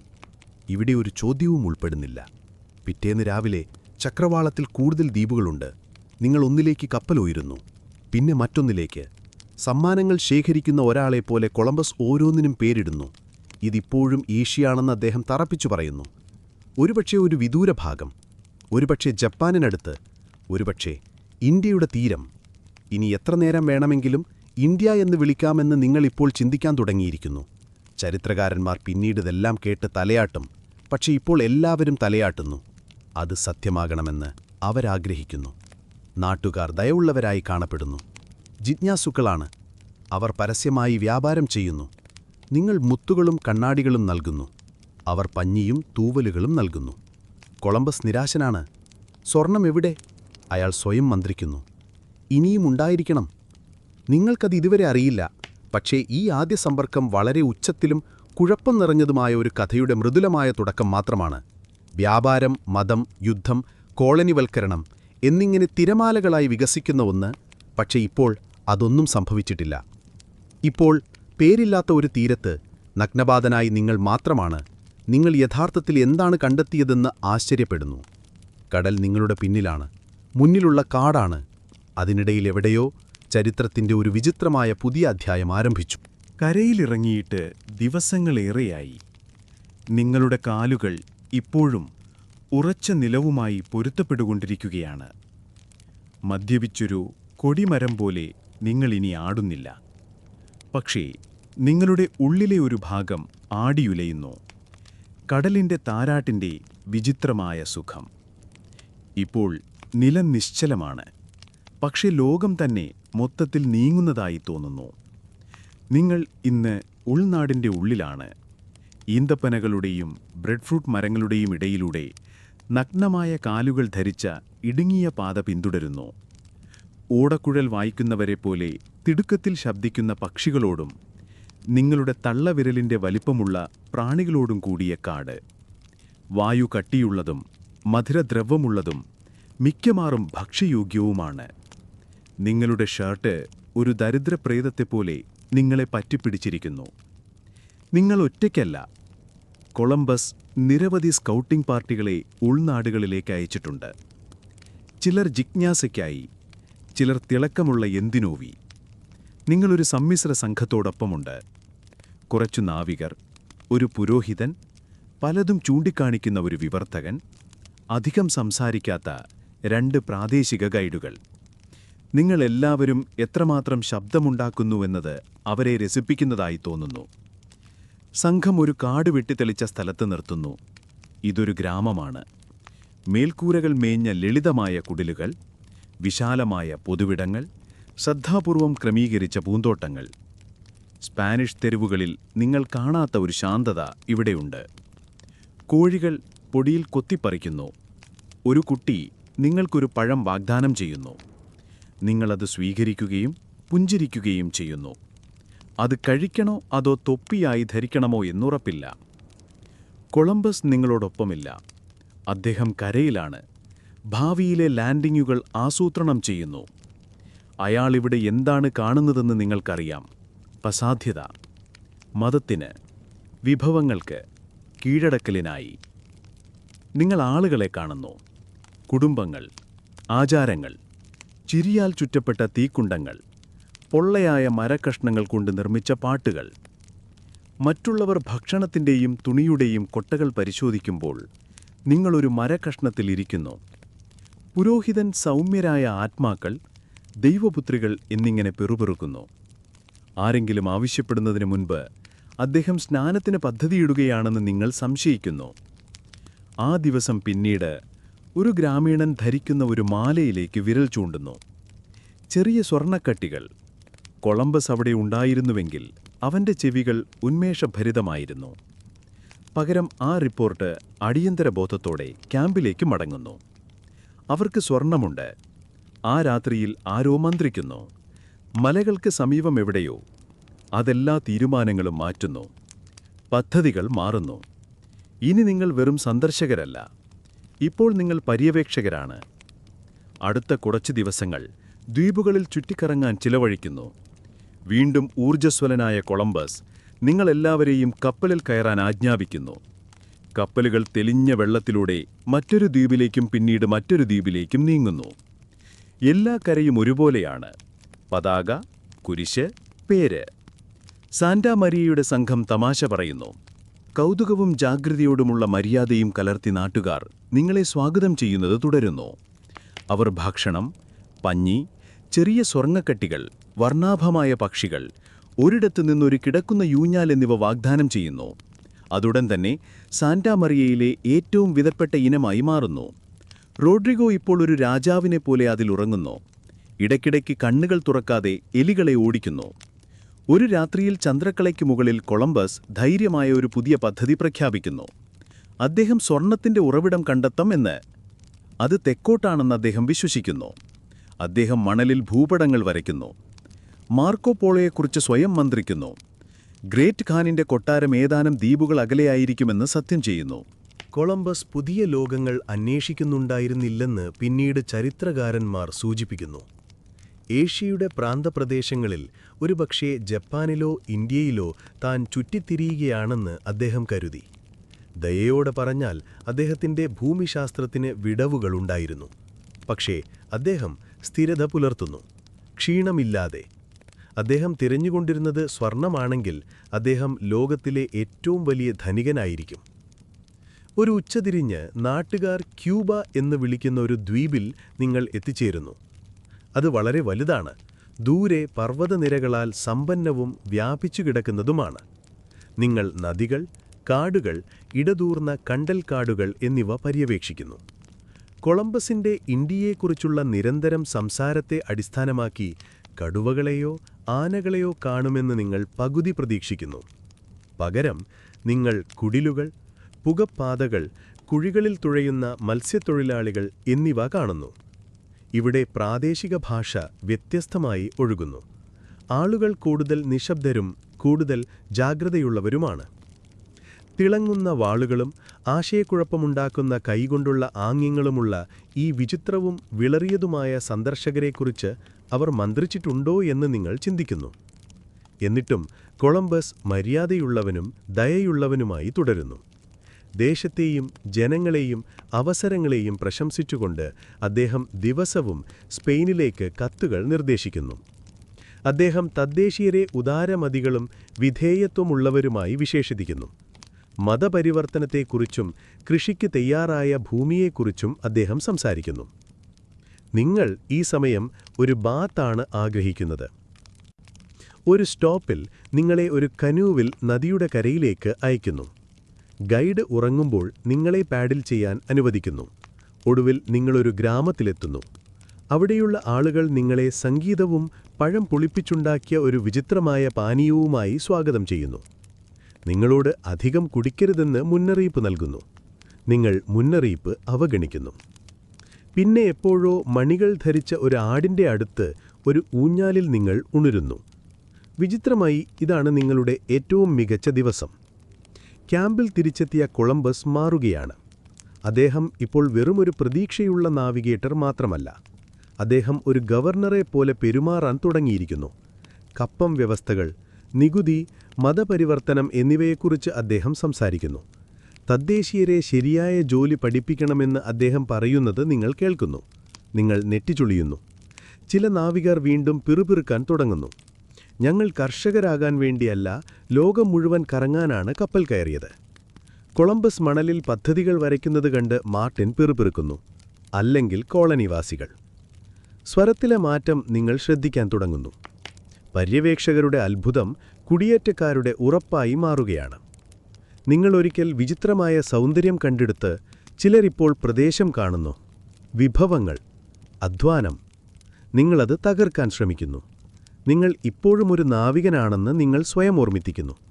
പക്ഷേ ഒരു പുതിയ ചാപ്റ്റർ സ്വയം എഴുതിക്കൊണ്ടിരിക്കുന്നു. നിങ്ങളുടെ നെഞ്ചിലൊരു വികാരം വന്നുകൊണ്ടിരിക്കുന്നു.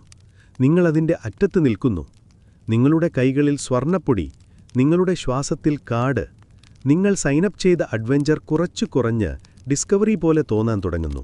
ഉറക്കത്തിൽ നെടുവീർപ്പിടുന്ന ഒരു വൃദ്ധനെ പോലെയാണ് സാന്റാ മരിയ വേലിയേറ്റത്തിനെതിരെ മുറുമുറുക്കുന്നത്. അവൾ വല്ലാത്ത പ്രഹരങ്ങളേറ്റിട്ടുണ്ട്. സൂര്യൻ, ഉപ്പ്, കാലം, അങ്ങനെ. ഇപ്പോൾ കൊളംബസ് ഹിസ്പാനിയോള എന്ന് വിളിക്കുന്ന കടൽത്തീരത്തിന് സമീപം പതുക്കെ മുന്നോട്ട് നീങ്ങുന്നു. ഇത് ഇന്ത്യ അല്ല എന്ന് നിങ്ങൾക്കുറപ്പുണ്ട്. പക്ഷേ ഇപ്പോൾ അഡ്മിറലിനോട് ഭൂമിശാസ്ത്രത്തെക്കുറിച്ച് തിരുത്തുന്നത് ഒരു പെയിന്റിങ്ങിനോട് വാദിക്കുന്നത് പോലെയാണ്.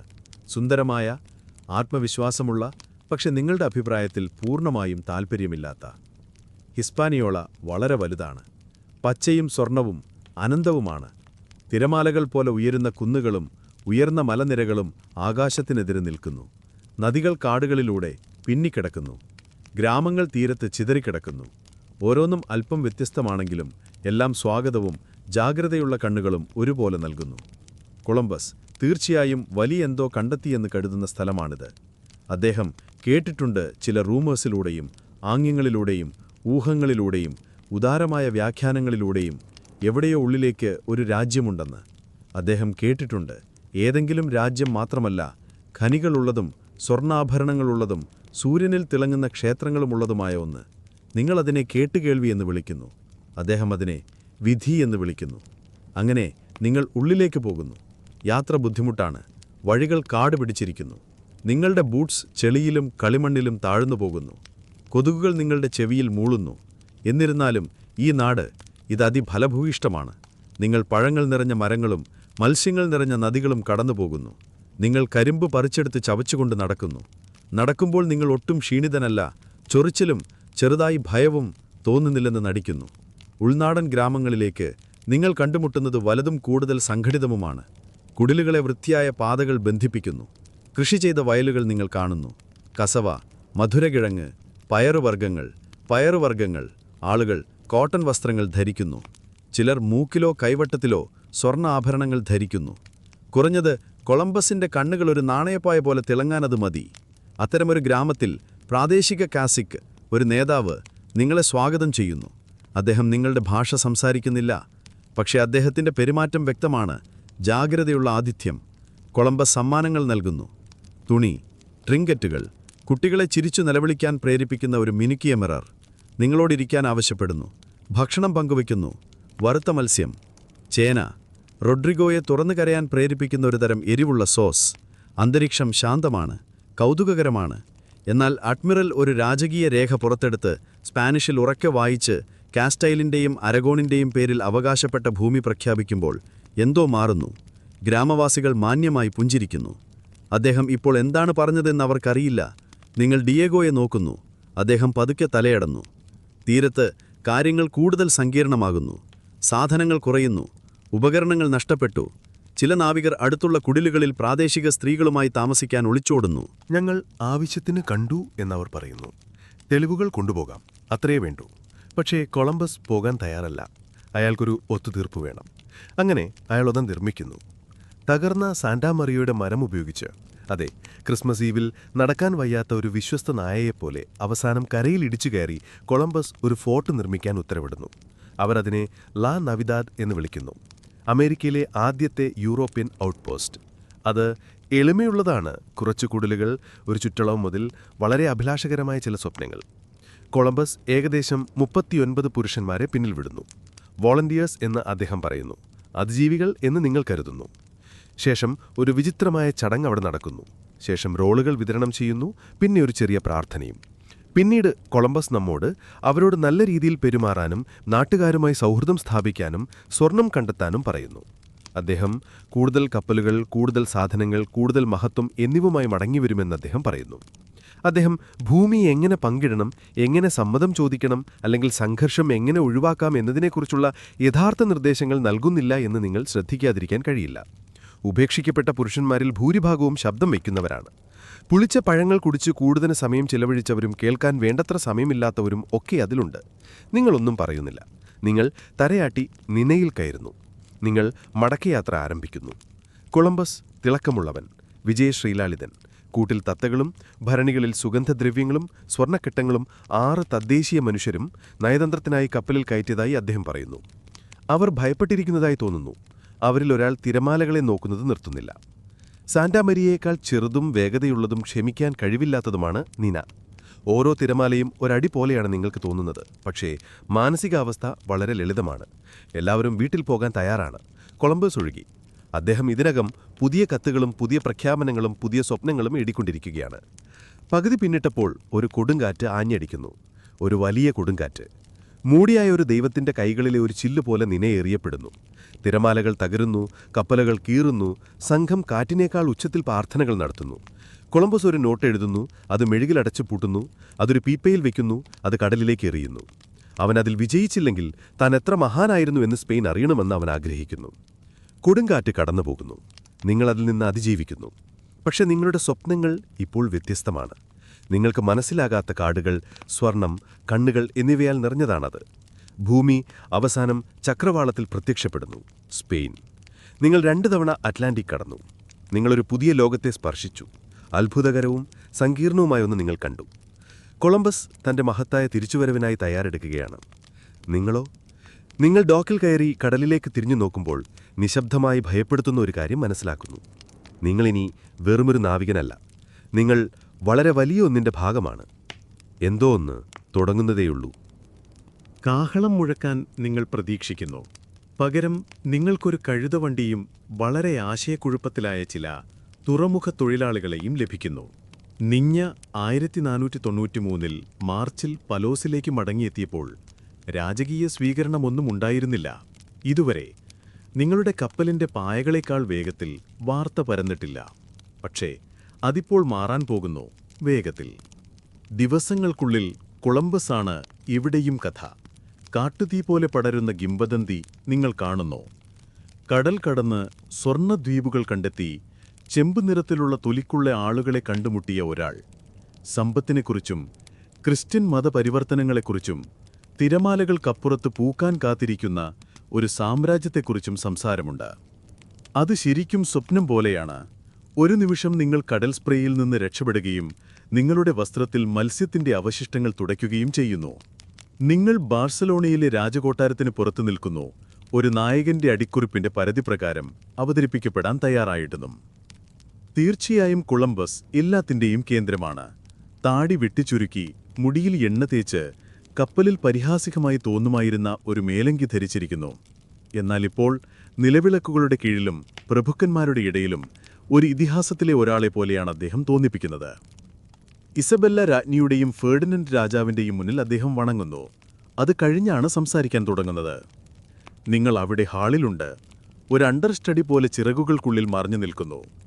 കണ്ണുകളിൽ ഒരു തിളക്കത്തോടെ അദ്ദേഹം കഥ പറയുന്നു.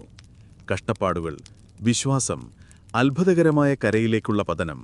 ദ്വീപുകളെല്ലാം ഏത്തൻ തോട്ടങ്ങൾ പോലെയാണെന്നും ജനങ്ങൾ ഉദാരമതികളെന്നും സാധ്യതകൾ അനന്തമാണെന്നും വിവരിക്കുന്നു. അദ്ദേഹം തത്തകളെ കാണിക്കുന്നു, ട്രിങ്കറ്റുകൾ, സ്വർണ്ണക്കഷ്ണങ്ങൾ. 6 തദ്ദേശീയ തടവുകാരും വസ്ത്രം ധരിച്ച് നിശബ്ദരായി കൊട്ടാരത്തിന്റെ ഉയർന്ന മേൽക്കൂരകളിലേക്കും കവചിത ഗാർഡുകളിലേക്കും കണ്ണുകൾ വിടർത്തി നോക്കി നിൽക്കുന്നു. പക്ഷേ അവരുടെ നിശബ്ദത ഏതൊരു ഡ്രം റോളിനേക്കാളും ഉച്ചത്തിൽ സംസാരിക്കുന്നു. കൊളംബസ് അതെല്ലാം വിധിയുടെ തൂലികയാൽ ചായം വരയ്ക്കുന്നു. രാജകുടുംബാംഗങ്ങളോ അവർ മോഹിപ്പിക്കപ്പെട്ടിരിക്കുന്നു. അവരദ്ദേഹത്തെ സമുദ്രക്കടലിന്റെ അഡ്മിറൽ എന്ന് വിളിക്കുന്നു, എല്ലാ പുതിയ ദേശങ്ങളുടെയും വൈസ്രോയി. അവർ കപ്പലുകൾ, ആളുകൾ, സാധനങ്ങൾ എന്നിവ വാഗ്ദാനം ചെയ്യുന്നു. ആദ്യത്തേത് പൂർണ്ണമായും പാക്ക് ചെയ്യുന്നതിന് മുമ്പ് തന്നെ രണ്ടാമത്തെ യാത്ര ആരംഭിച്ചു കഴിഞ്ഞു. നിങ്ങൾ കണ്ണു ചിമ്മുന്നു, അറിയാതെ മന്ത്രിച്ചു പോകുന്നു. രണ്ടാമത്തെ യാത്രയോ? നിങ്ങൾ മാന്യമായി കുളിച്ചിട്ടില്ല, പക്ഷെ നിങ്ങളുടെ വിശ്രമം ഹ്രസ്വം. പ്രഭുക്കന്മാർ ഭൂമിയെക്കുറിച്ചും സ്വർണത്തെക്കുറിച്ചും കേൾക്കുന്ന നിമിഷം വേലി തിരുമാറുന്നു. വ്യാപാരികൾ കപ്പലുകൾ വാഗ്ദാനം ചെയ്യുന്നു. പ്രഭുക്കന്മാർ പുത്രന്മാരെ സ്വമേധയാ സേവനം ചെയ്യുന്നു. പുരോഹിതന്മാർ പ്രസംഗങ്ങൾ തയ്യാറാക്കുന്നു. പട്ടാളക്കാർ വാളുകൾക്ക് മൂർച്ച കൂട്ടുന്നു. ക്ഷീണിതരും സൂര്യതാപമേറ്റതും പ്രാണികളുടെ കടിയിൽ നിന്നും ഇപ്പോഴും ചൊറിയുന്നതുമായ നിങ്ങളെ തിരികെ പോകാൻ ആഹ്വാനം ചെയ്യുന്നു. ഇത്തവണ അത് 3 കപ്പലുകളായിരിക്കില്ല, 17 കപ്പലുകളായിരിക്കും. ഏകദേശം 1500 പുരുഷന്മാർ, പീരങ്കികൾ, കന്നുകാലികൾ, വിത്തുകൾ, പേപ്പർ വർക്കുകൾ. സാഹസിക യാത്രയായി ആരംഭിച്ചത് ലോജിസ്റ്റിക്സിന്റെ അധിനിവേശമായി മാറുകയാണ്. നിങ്ങൾ ഷെവില്ലയിലെ തെരുവുകളിൽ നടക്കുന്നു. നിങ്ങൾ എല്ലായിടത്തും ആളുകൾ ഇങ്ങനെ പറയുന്നു. നിങ്ങൾ കേട്ടിട്ടുണ്ടോ? കൊളംബസ് ഒരു പുതിയ ലോകം കണ്ടെത്തി. എല്ലാ കടൽത്തീരത്തും സ്വർണമുണ്ടെന്നവർ പറയുന്നു. എന്റെ കസിൻ അവരോടൊപ്പം പോകുന്നു. അവൻ ധാരാളം സമ്പാദിക്കാൻ പോകുന്നു. അത് കൂടുതൽ സങ്കീർണമാണെന്ന് നിങ്ങൾ അവരോട് പറയാൻ ശ്രമിക്കുന്നു. സ്വർണം ദുർലഭമായിരുന്നു എന്നും ഭൂമി ശൂന്യമല്ല എന്നും അവിടുത്തെ ജനങ്ങൾ നിസ്സഹായരല്ല എന്നും. പക്ഷെ ആരും അത് ശ്രദ്ധിക്കുന്നില്ല. പാലോസിൽ തിരിച്ചെത്തിയപ്പോൾ ഡോക്കുകൾ അരാജകത്വത്തിന്റെ വക്കിലാണ്. പെട്ടികൾ, മൃഗങ്ങൾ, ബാരലുകൾ, പുതുതായി റിക്രൂട്ട് ചെയ്തവർ. മിക്കവരും ഒരിക്കലും കപ്പലിൽ കയറിയിട്ടില്ല. ചിലർ സമുദ്രം കണ്ടിട്ടില്ല. അവർ ചിരിക്കുകയും കുടിക്കുകയും അടുത്ത വസന്തകാലത്തോടെ അവർ സ്വന്തമാക്കുന്ന രാജ്യങ്ങളെയും എസ്റ്റേറ്റുകളെയും കുറിച്ച് ഉറക്കെ സ്വപ്നം കാണുകയും ചെയ്യുന്നു. നിങ്ങൾ റോഡ്രിഗോയെ കാണുന്നു. അവരിപ്പോഴും ദേഷ്യത്തിലാണ്. ഇപ്പോഴും തന്റെ തൂക്കുകട്ടിലിൽ നിന്ന് ഈച്ചകളെ തട്ടിമാറ്റുന്നു. അവർക്കറിയില്ല, അവൻ പിറുപിറുക്കുന്നു. ഒരു കുലീനന്റെ മകൻ സ്വന്തം വാളുയർത്താൻ ബുദ്ധിമുട്ടുന്നത് നോക്കി അവൻ വീണ്ടും നിങ്ങളോട് പിറുപിറുക്കുന്നു. അവർക്ക് കാത്തിരിക്കുന്നത് എന്താണെന്ന് ഒരൈഡിയയുമില്ല. നിങ്ങൾ തലയാട്ടുന്നു. കാരണം നിങ്ങൾ ഓർക്കുന്നു. ചൂട്, വിശപ്പ്, കൊടുങ്കാട്ടുകൾ, വെള്ളത്തിന്റെ ഭാരവും ഭൂമിയില്ലാത്ത ആഴ്ചകളും. നിങ്ങൾ കണ്ടുമുട്ടിയ ആളുകളുടെ ശാന്തമായ മാന്യത, ഗ്രാമങ്ങൾ, സംഗീതം. നിങ്ങളൊരു മണി നൽകിയപ്പോൾ ഒരു കുട്ടി പുഞ്ചിരിച്ചത് രീതി. ആ കുട്ടിയെ വീട്ടിൽ നിന്ന് കൊണ്ടുപോയപ്പോഴുണ്ടായ നിശബ്ദതയും നിങ്ങൾ ഓർക്കുന്നു. കൊളംബസ് ആ നിമിഷങ്ങളെക്കുറിച്ച് സംസാരിക്കുന്നില്ല. അദ്ദേഹം സംഘടിപ്പിക്കുന്നതിനും എഴുതുന്നതിനും ആസൂത്രണം ചെയ്യുന്നതിനും തിരക്കിലാണ്. അദ്ദേഹത്തിന് വസതങ്ങൾ വേണം, റോഡുകൾ, വിളകൾ, കോട്ടകൾ, സ്വർണം, എല്ലാം വേണം. മാത്രമല്ല, ഇപ്പോൾ അയാൾക്ക് അവിടുത്തെ പൂർണ്ണ നിയന്ത്രണവും വേണം. ഇത്തവണ നമ്മൾ സന്ദർശിക്കുക മാത്രമല്ല, അവിടെ സ്ഥിരമായി താമസിക്കുകയും ചെയ്യുമെന്ന് അദ്ദേഹം പറയുന്നത് നിങ്ങൾ കേൾക്കുന്നു. ആ രാത്രി നിങ്ങളൊരു വാടകയ്ക്കെടുത്ത് ആടാത്ത കട്ടിലിൽ കിടക്കുന്നു. നിങ്ങൾ മേൽക്കൂരയിലേക്ക് നോക്കിക്കിടക്കുന്നു. ലാ നവിദാദിനെക്കുറിച്ച് ചിന്തിക്കുന്നു. നിങ്ങൾ പിന്നിൽ വിട്ടുപോയ ആ ചെറിയ ഫോർട്ട്, 39 സ്വപ്നം കാണുന്നവരും അലഞ്ഞുവരുന്നവരും നിറഞ്ഞത്, അതിപ്പോഴും നിലനിൽക്കുന്നുണ്ടോ എന്ന് നിങ്ങൾ ആശ്ചര്യപ്പെടുന്നു. ഗ്രാമവാസികൾ ഇപ്പോഴും അപരിചിതരെ സ്വാഗതം ചെയ്യുന്നുണ്ടോ എന്ന് നിങ്ങൾ ആശ്ചര്യപ്പെടുന്നു. നിങ്ങൾ ഒരിക്കൽ പർദീസയായി കണ്ട ദ്വീപുകളിലേക്കുള്ള അടുത്ത യാത്ര എന്തു ചെയ്യുമെന്ന് നിങ്ങൾ ആശ്ചര്യപ്പെടുന്നു. പ്രഭാതം വരുന്നു. നിങ്ങൾ എഴുന്നേൽക്കുന്നു. ബാഗ് പാക്ക് ചെയ്യുന്നു. ബൂട്ട് ധരിക്കുന്നു. പുതിയ ലോകം നിങ്ങളെ കാത്തിരിക്കുന്നു. എന്നാൽ ഇത്തവണ അത് വ്യത്യസ്തമായി കാത്തിരിക്കുന്നു. കാരണം ഇപ്പോൾ നിങ്ങൾ അജ്ഞാതത്തിലേക്ക് സഞ്ചരിക്കുന്നതല്ല, ഇപ്പോൾ നിങ്ങൾ ഇതിനു മുമ്പ് കണ്ട ഒന്നിലേക്കാണ് സഞ്ചരിക്കുന്നത്. ഇനിയൊരിക്കലും മറക്കാനാവാത്ത ഒരിടത്തേക്ക്. അവരതിനെ ഒരു കപ്പൽ കൂട്ടം എന്ന് വിളിക്കുന്നു. 17 കപ്പലുകൾ, ഒരു രാജകീയമാലയിലെ ആഭരണങ്ങൾ പോലെ ഡോക്കുകളിൽ കെട്ടിയിരിക്കുന്ന മനോഹരമായ കാരവലുകൾ, തടിച്ച ചരക്ക് കപ്പലുകൾ, പൊങ്ങിക്കിടക്കുന്ന അടുക്കളകൾ, പൊങ്ങിക്കിടക്കുന്ന ബാരക്കുകൾ, ഓരോന്നും മനുഷ്യർ, ഉപകരണങ്ങൾ, വിത്തുകൾ, പന്നികൾ, കുതിരകൾ, പീരങ്കികൾ എന്നിവയാൽ ബീമുകളിൽ നിറഞ്ഞിരിക്കുന്നു. കടൽ കടന്ന് അത് മനസ്സിലാക്കാൻ കഴിയാത്ത ഒരു ദേശത്തേക്ക് കാലെടുത്തു വയ്ക്കാൻ ആഗ്രഹിക്കുന്ന വേലിയേറ്റത്തിൽ ആടിക്കളിക്കുന്ന ഒരു ചെറിയ രാജ്യം. നിങ്ങൾക്ക് പകുതി മാത്രം തിരിച്ചറിയാൻ കഴിയുന്ന ലാറ്റിൻ പദങ്ങൾ കൊണ്ട് അടയാളപ്പെടുത്തിയ പെട്ടികൾ നോക്കി നിങ്ങൾ ഡോക്കിൽ നിൽക്കുന്നു. ഡ്യൂസ്, വൈനം, ഫെറം. ദൈവം, വൈൻ, ഇരുമ്പ്. അത് സംഗ്രഹിക്കുന്നു. ജനക്കൂട്ടം ഉച്ചത്തിൽ യാത്രയയക്കുന്നു. പച്ച റിക്രൂട്ടുകൾ കുടുംബങ്ങളോട് നിലവിളിക്കുന്നു. അവർ കൊണ്ടുവരാൻ പോകുന്ന ഭാഗ്യത്തെക്കുറിച്ച് വീമ്പി വിളയ്ക്കുന്നു. പുരോഹിതന്മാർ അവയ്ക്കിടയിൽ നടക്കുന്നു. അനുഗ്രഹങ്ങൾ മന്ത്രിക്കുന്നു, കുരിശുകൾ ഉയർത്തുന്നു. പട്ടാളക്കാർ പൈക്കുകൾ മൂർച്ച കൂട്ടുന്നു. വ്യാപാരികൾ തെറ്റായി കണക്കാക്കിയ ബാരലുകളെക്കുറിച്ച് അലറുന്നു. തന്റെ ക്യാബിനിൽ നിയോഗിച്ചിരിക്കുന്ന ആടിന്റെ ഗന്ധം ഒരു ഭ്രാന്തനെപ്പോലെയാണ് എന്ന് ഒരു പ്രഭു പരാതിപ്പെടുന്നു. ഇത് അതിശയകരമാണ്. പരിചയസമ്പന്നനായ ഒരു നാവികനായ നിങ്ങളിപ്പോൾ ഇതിനിടയിൽ എവിടെയോ നിങ്ങളെ കണ്ടെത്തുന്നു. ഈ വിചിത്രമായ രണ്ടാം അവസരങ്ങളുടെ വേലിയേറ്റത്തിന്റെ ഭാഗമായി, നിശബ്ദനും ജാഗ്രതയുള്ളവനും. നിങ്ങൾ ആരോടെങ്കിലും ചോദിക്കുന്നത് കേൾക്കുന്നു. അഡ്മിറൽ നമ്മുടെ പേരുകൾ ഓർമ്മിക്കുമെന്ന് നിങ്ങൾ കരുതുന്നുണ്ടോ? റോഡ്രിഗോ പെറുപുറുക്കുന്നു. അദ്ദേഹം സ്വർണം കൂടുതൽ ഓർമ്മിക്കും. യാത്രയ്ക്കല്ല, കിരീടധാരണത്തിന് തയ്യാറെടുക്കുന്ന ഒരാളെ പോലെ മുൻപത്തേക്കാൾ ഗംഭീരമായ വസ്ത്രം ധരിച്ചുകൊണ്ട് കൊളംബസ് അവസാനമായി കയറുന്നു. അദ്ദേഹത്തിന്റെ തൊപ്പിക്ക് ഉയരമുണ്ട്. ബൂട്ടുകൾ കൂടുതൽ തിളക്കമുള്ളതാണ്. ഭൂപടങ്ങൾ തെറ്റാകാൻ സാധ്യതയില്ലാത്ത ഒരു മനുഷ്യന്റെ ആത്മവിശ്വാസത്തോടെയാണ് അദ്ദേഹം സംസാരിക്കുന്നത്. കാരണം അദ്ദേഹം അവ സ്വയം വരയ്ക്കുന്നു. അദ്ദേഹം ഡെക്കിൽ നിങ്ങളെ കണ്ടുമുട്ടി. ഒരു നിമിഷം തലയാട്ടി. നിങ്ങൾ ആ നാട് കണ്ടു, അദ്ദേഹം പറഞ്ഞു. ഇനി നമ്മൾ തിരിച്ചുപോയി അവിടെ ബിൽഡ് ചെയ്യും. നിങ്ങൾ ചോദിക്കാൻ പോയി എന്താണ് ബിൽഡ് ചെയ്യുന്നത് എന്ന്. പക്ഷെ നിങ്ങൾ നാവ് കടിച്ചു പിടിച്ചു.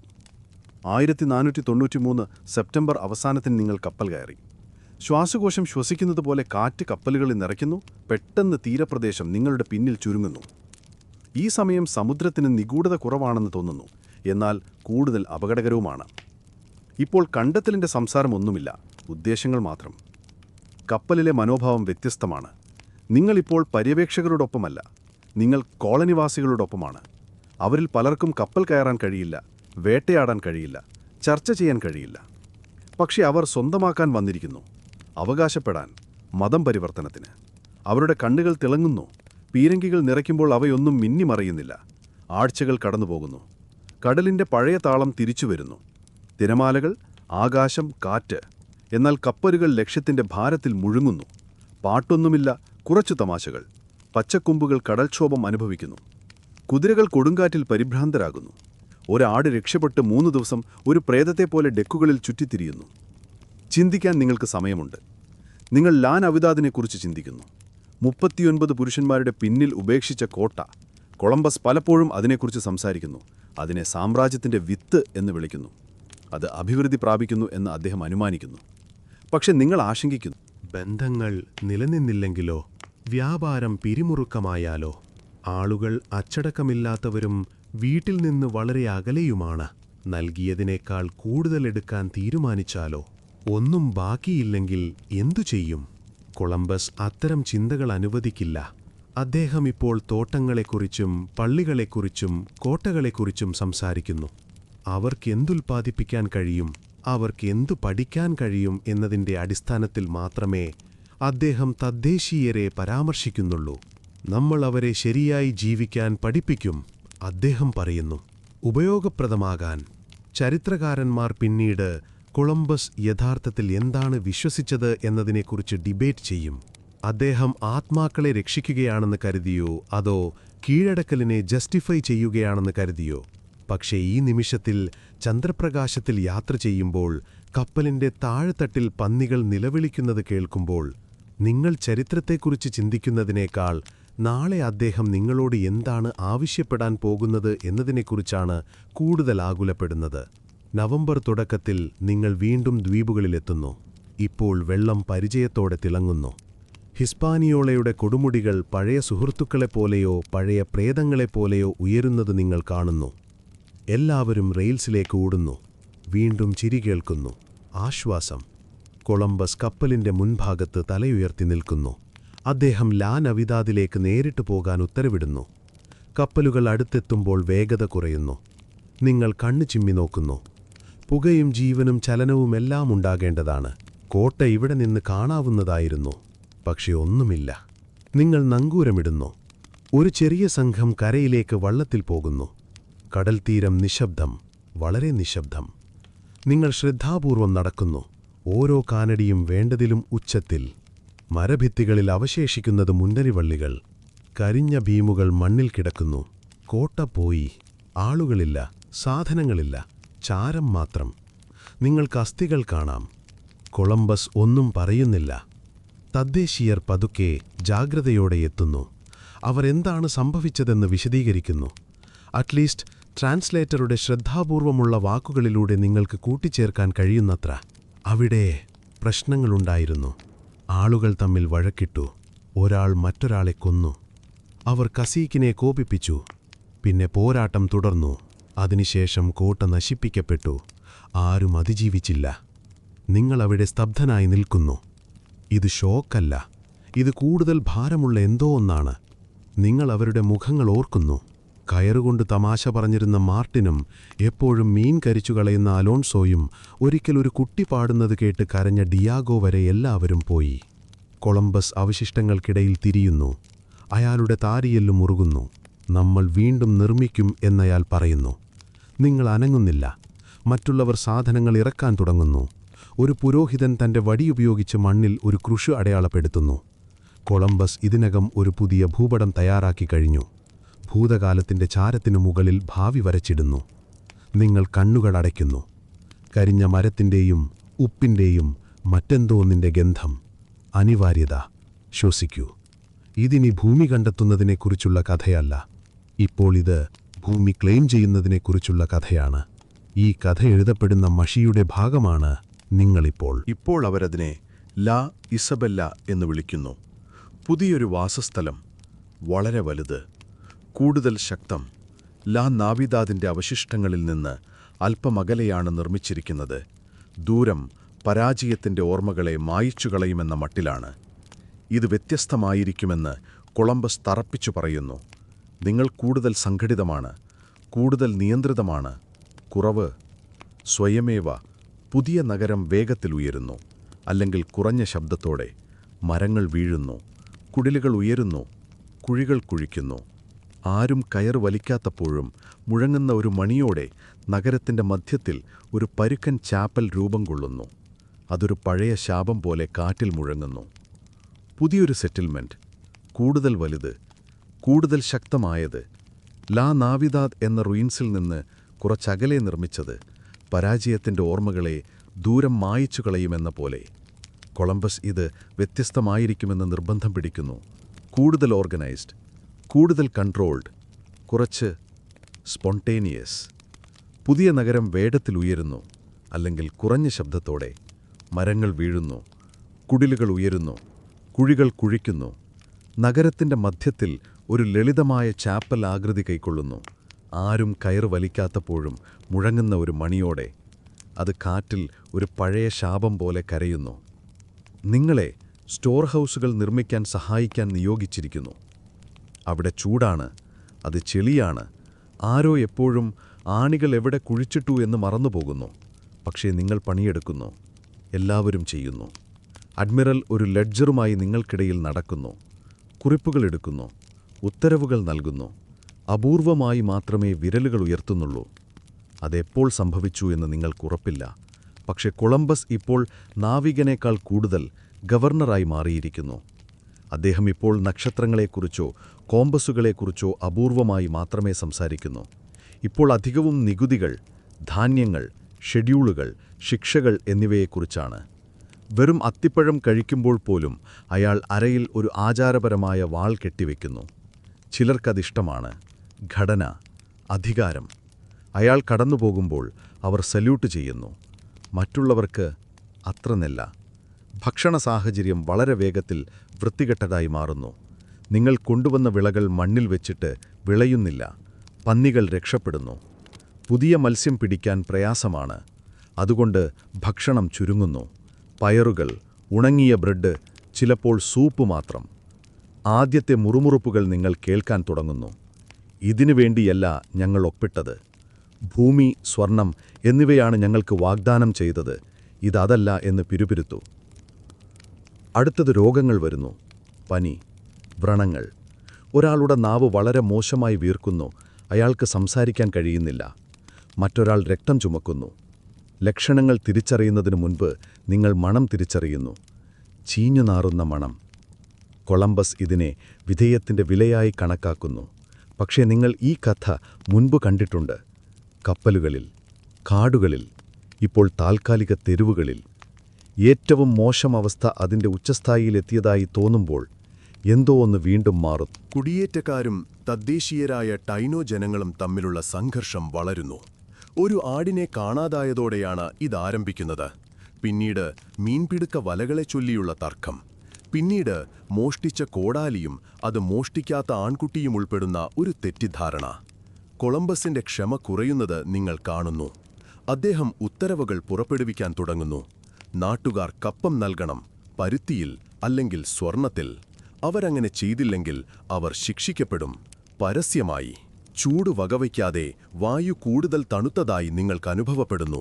പ്രാദേശിക നേതാക്കളായ കാസിക്കുകൾ ആശയക്കുഴപ്പത്തിലാകുന്നു, പിന്നീട് നിരാശരാകുന്നു, തുടർന്ന് ഭയപ്പെടുന്നു. അവരുടെ ശബ്ദങ്ങളിലെ മാറ്റം നിങ്ങൾ കേൾക്കുന്നു, അവരുടെ ഭാവത്തിൽ അത് കാണുക. അവർ നിങ്ങളെ പരസ്യമായി അഭിവാദ്യം ചെയ്യാറുണ്ടായിരുന്നു. ഇപ്പോൾ അവർ അകലം പാലിക്കുന്നു. അവർ മരങ്ങളിൽ നിന്ന് നിരീക്ഷിക്കുന്നു. ഒരു ദിവസം ഒരു യുവാവിനെ ടൗൺ സ്ക്വയറിലേക്ക് കൊണ്ടുവരുന്നു. അയാൾക്കെതിരെ മോഷണക്കുറ്റം ചുമത്തി. കൊളംബസ് പരസ്യമായി ചാട്ടവാറടി അടിക്കാൻ ഉത്തരവിടുന്നു. ആദ്യ അടിക്കു മുമ്പ് നിങ്ങൾ പിന്തിരിയുന്നു. പട്ടാളക്കാർ അങ്ങനെ ചെയ്യുന്നില്ല. പ്രായോഗിക കാര്യക്ഷമതയോടെ അവർ ഇപ്പോൾ ശിക്ഷകൾ നടപ്പിലാക്കുന്നു. അവരിൽ ഒരാളായ കോർഡോബയിൽ നിന്നുള്ള ജുവാൻ കയർ മുറുക്കുമ്പോൾ പുഞ്ചിരിക്കുന്നത് നിങ്ങൾ കാണും. ആ പുഞ്ചിരി നിങ്ങൾ ഒരിക്കലും മറക്കില്ല. പുരോഹിതൻ പിന്നീട് പ്രാർത്ഥിക്കുന്നു. നിങ്ങൾ അതിനൊപ്പം ചേരുന്നില്ല. കൊളംബസ് ക്ഷമാപണം നടത്തുന്നില്ല. അച്ചടക്കം, അദ്ദേഹം പറയുന്നു. ഇങ്ങനെയാണ് നാഗരികത വേരൂന്നുന്നത്. കൊളംബസ് നീതി നടപ്പാക്കുകയാണെന്ന് യഥാർത്ഥത്തിൽ വിശ്വസിച്ചിരുന്നോ, അതോ സ്വപ്നം തന്റെ കൈകളിൽ ഒലിച്ചു പോകാതിരിക്കാൻ ശ്രമിച്ചോ എന്ന് ചരിത്രകാരന്മാർ ഇപ്പോഴും വാദിക്കുന്നു. യാഥാർത്ഥ്യം എന്താണെന്നോ, അത് ഇതിനകം തന്നെ ചുരുളഴിയുകയാണ്. ഒരു വൈകുന്നേരം നിങ്ങൾ ജനവാസ കേന്ദ്രത്തിൽ നിന്ന് അകന്നു പോകുന്ന ഒരു പാതയിലൂടെ കാട്ടിലേക്ക് പോകുന്നു. നിങ്ങളൊരു മൂപ്പനെ കണ്ടുമുട്ടുന്നു. ടൈനോ നേതാക്കളിലൊരാൾ ആദ്യത്തെ ലാൻഡിംഗ് ഓർക്കുന്നു. അദ്ദേഹം ക്ഷീണിതനായി കാണപ്പെടുന്നു, പക്ഷേ ദയയുള്ളവനാണ്. നിങ്ങൾ ഒരു പാറയിൽ ഒരുമിച്ചിരിക്കുന്നു. നിങ്ങൾ എന്തിനാണ് വന്നതെന്ന് അദ്ദേഹം ചോദിക്കുന്നു. നിങ്ങൾക്ക് എങ്ങനെ ഉത്തരം പറയണമെന്നറിയില്ല. അദ്ദേഹം ലളിതവും സാവധാനത്തിലുള്ളതും ശ്രദ്ധാപൂർവമായ ഒരു കാര്യം സ്പാനിഷിൽ പറയുന്നു. നിങ്ങൾ വരുന്നതിനു മുമ്പ് ഞങ്ങൾ ജീവിച്ചിരുന്നു. നിങ്ങൾ തലയാട്ടുന്നു. കാരണം നിങ്ങൾ ഇപ്പോൾ ഞങ്ങളെ മനസ്സിലാക്കുന്നില്ല, മുമ്പ് മനസ്സിലാക്കിയ രീതിയിൽ. ഇത് വെറുമൊരു പുതിയ ലോകമല്ല. ഇത് ഇതിനകം തന്നെ ജീവിതം നിറഞ്ഞ ഒരു പഴയ ലോകമാണ്. നിങ്ങളിപ്പോൾ ആരാണെന്ന് നിങ്ങൾക്ക് ഉറപ്പില്ല. പര്യവേക്ഷകനോ സാക്ഷിയോ പങ്കാളിയോ. നിങ്ങൾ നിശബ്ദമായി ലാ ഇസബെല്ലയിലേക്ക് തിരികെ നടക്കുന്നു. കൊളംബസ് ഉൾനാടുകളിലേക്ക് ഒരു പുതിയ യാത്ര ഒരുക്കുകയാണ്. കൂടുതൽ സ്വർണമുണ്ടെന്ന് അദ്ദേഹം പറയുന്നു. എപ്പോഴും കൂടുതൽ സ്വർണം. നിങ്ങൾ കേൾക്കുന്നത് നിർത്തി. നിങ്ങൾ അകലെയുള്ള കുന്നുകളിലേക്ക് നോക്കുന്നു. നീ ഇതുപോലെ നടന്നുകൊണ്ടിരുന്നാൽ എന്ത് സംഭവിക്കുമെന്ന് നീ ആലോചിക്കുന്നു. നിങ്ങൾ സൂര്യോദയത്തിനു മുമ്പ് പുറപ്പെടുന്നു. നിങ്ങൾ മാത്രം, ഉണക്കാപ്പം നിറച്ച ഒരു സാച്ചിൽ. കൂടാതെ നിങ്ങളുടെ പിന്നിൽ മുളച്ചുവരുന്ന പട്ടണത്തേക്കാൾ കുന്നുകളിൽ എന്തോ മൃദുവായതുണ്ടാകും എന്നൊരു അവ്യക്തമായ ചിന്ത. കാട് ലാ ഇസബെല്ലയുടെ ശബ്ദങ്ങളെ ഉടൻ തന്നെ വിഴുങ്ങുന്നു. ചുറ്റികകൾ, അലർച്ചകൾ, മുഴങ്ങുന്ന പള്ളിമണി, അവയെല്ലാം ഇലകളുടെ ശബ്ദത്തിനും ദൂരെയുള്ള പക്ഷികളുടെ പാട്ടിനുമടിയിൽ അപ്രത്യക്ഷമാകുന്നു.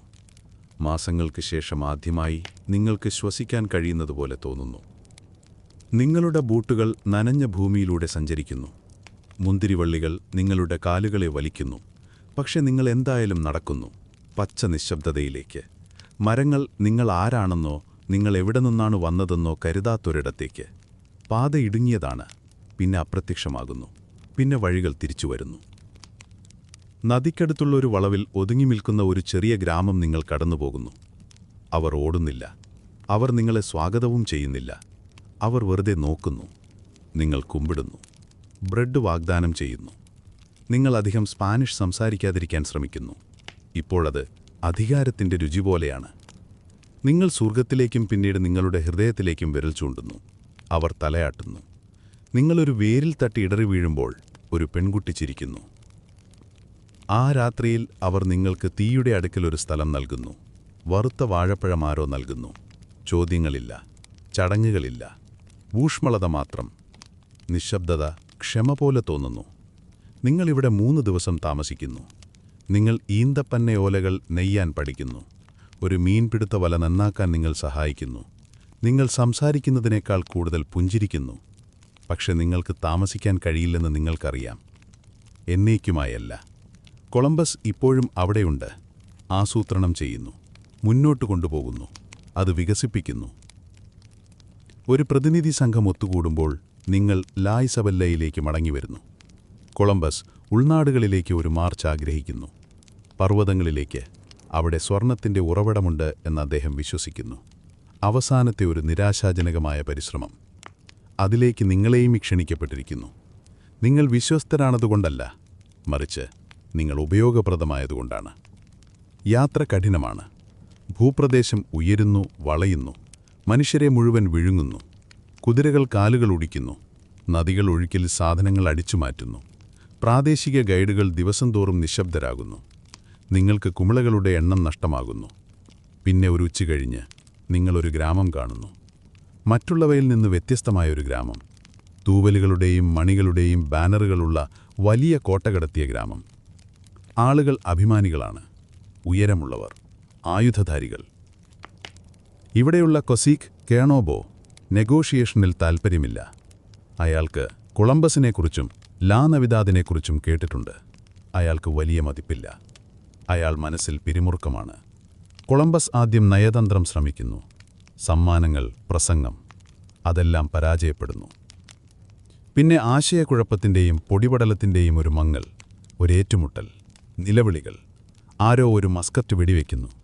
ഒരു കുടിൽ കത്തുന്നു. ആരാണത് തുടങ്ങിയതെന്ന് ആർക്കും ഉറപ്പില്ല. കസാക്ക് പിടികൂടപ്പെട്ടു. ചങ്ങലയിടപ്പെട്ടു. സ്പെയിനിനായി ബന്ധിക്കപ്പെട്ടു. വിലങ്ങുകളിലും അഭിമാനത്തോടെ മരങ്ങളിലേക്ക് നോക്കി ഇതെല്ലാം എങ്ങനെ അവസാനിക്കുമെന്ന് അയാൾക്ക് നേരത്തെ അറിയാമായിരുന്നു പോലെ. പിന്നീട് ആരോ അടുത്തുള്ള മരത്തിൽ ഒരു കുരിശു കൊത്തിയെടുക്കുന്നു. വിശ്വാസത്തെയോ പ്രദേശത്തെയോ അടയാളപ്പെടുത്താൻ ഉദ്ദേശിച്ചതാണോ എന്ന് നിങ്ങൾ ചിന്തിക്കുന്നു. തിരികെയുള്ള യാത്ര നിശബ്ദമാണ്. വഴിയിൽ 2 പുരുഷന്മാരെ അടക്കം ചെയ്യാൻ നിങ്ങൾ സഹായിക്കുന്നു. അവരുടെ പേരുകൾ നിങ്ങൾക്ക് ഓർമ്മയില്ല.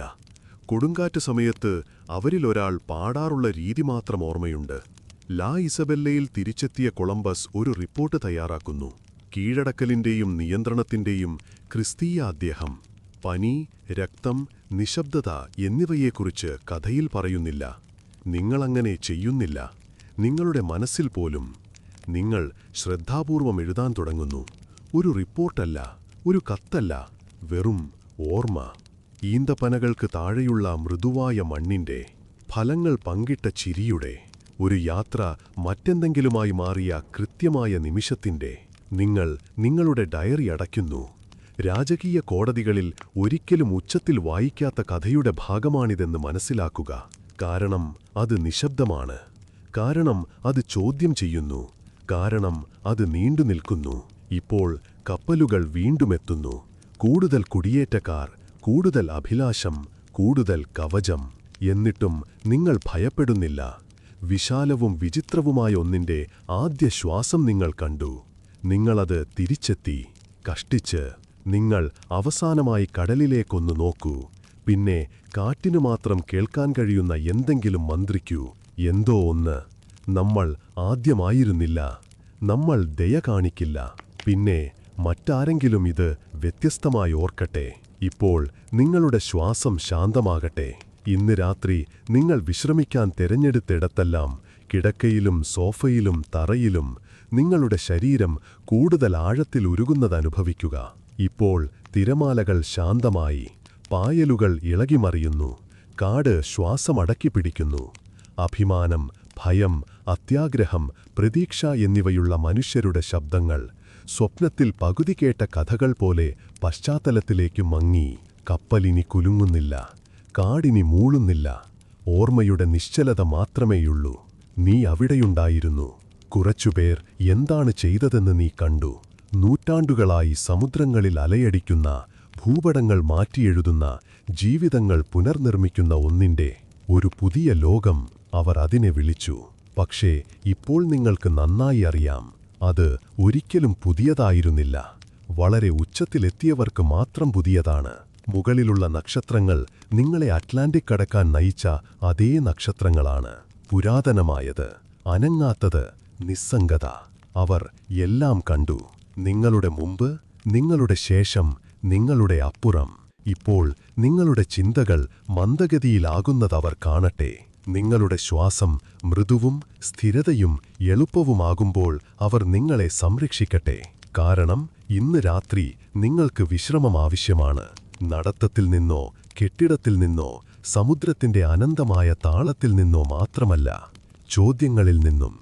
എന്തെങ്കിലും ഉണ്ടെങ്കിൽ ഒരു സാക്ഷിയാകുന്നതിന്റെ ഭാരത്തിൽ നിന്നും, ഒരു ജീവിതകാലം മുഴുവൻ. അതിനാൽ നിങ്ങളുടെ കണ്ണുകൾ അടയ്ക്കുക. ഡ്രിഫ്റ്റ് സെയിൽസ് താഴ്ത്തി, തീ അണഞ്ഞു, ജേണൽ അടച്ചു. പിന്നെ നിങ്ങൾ ഇപ്പോൾ വീട്ടിലാണ്. സുപ്രഭാതം സഞ്ചാരി.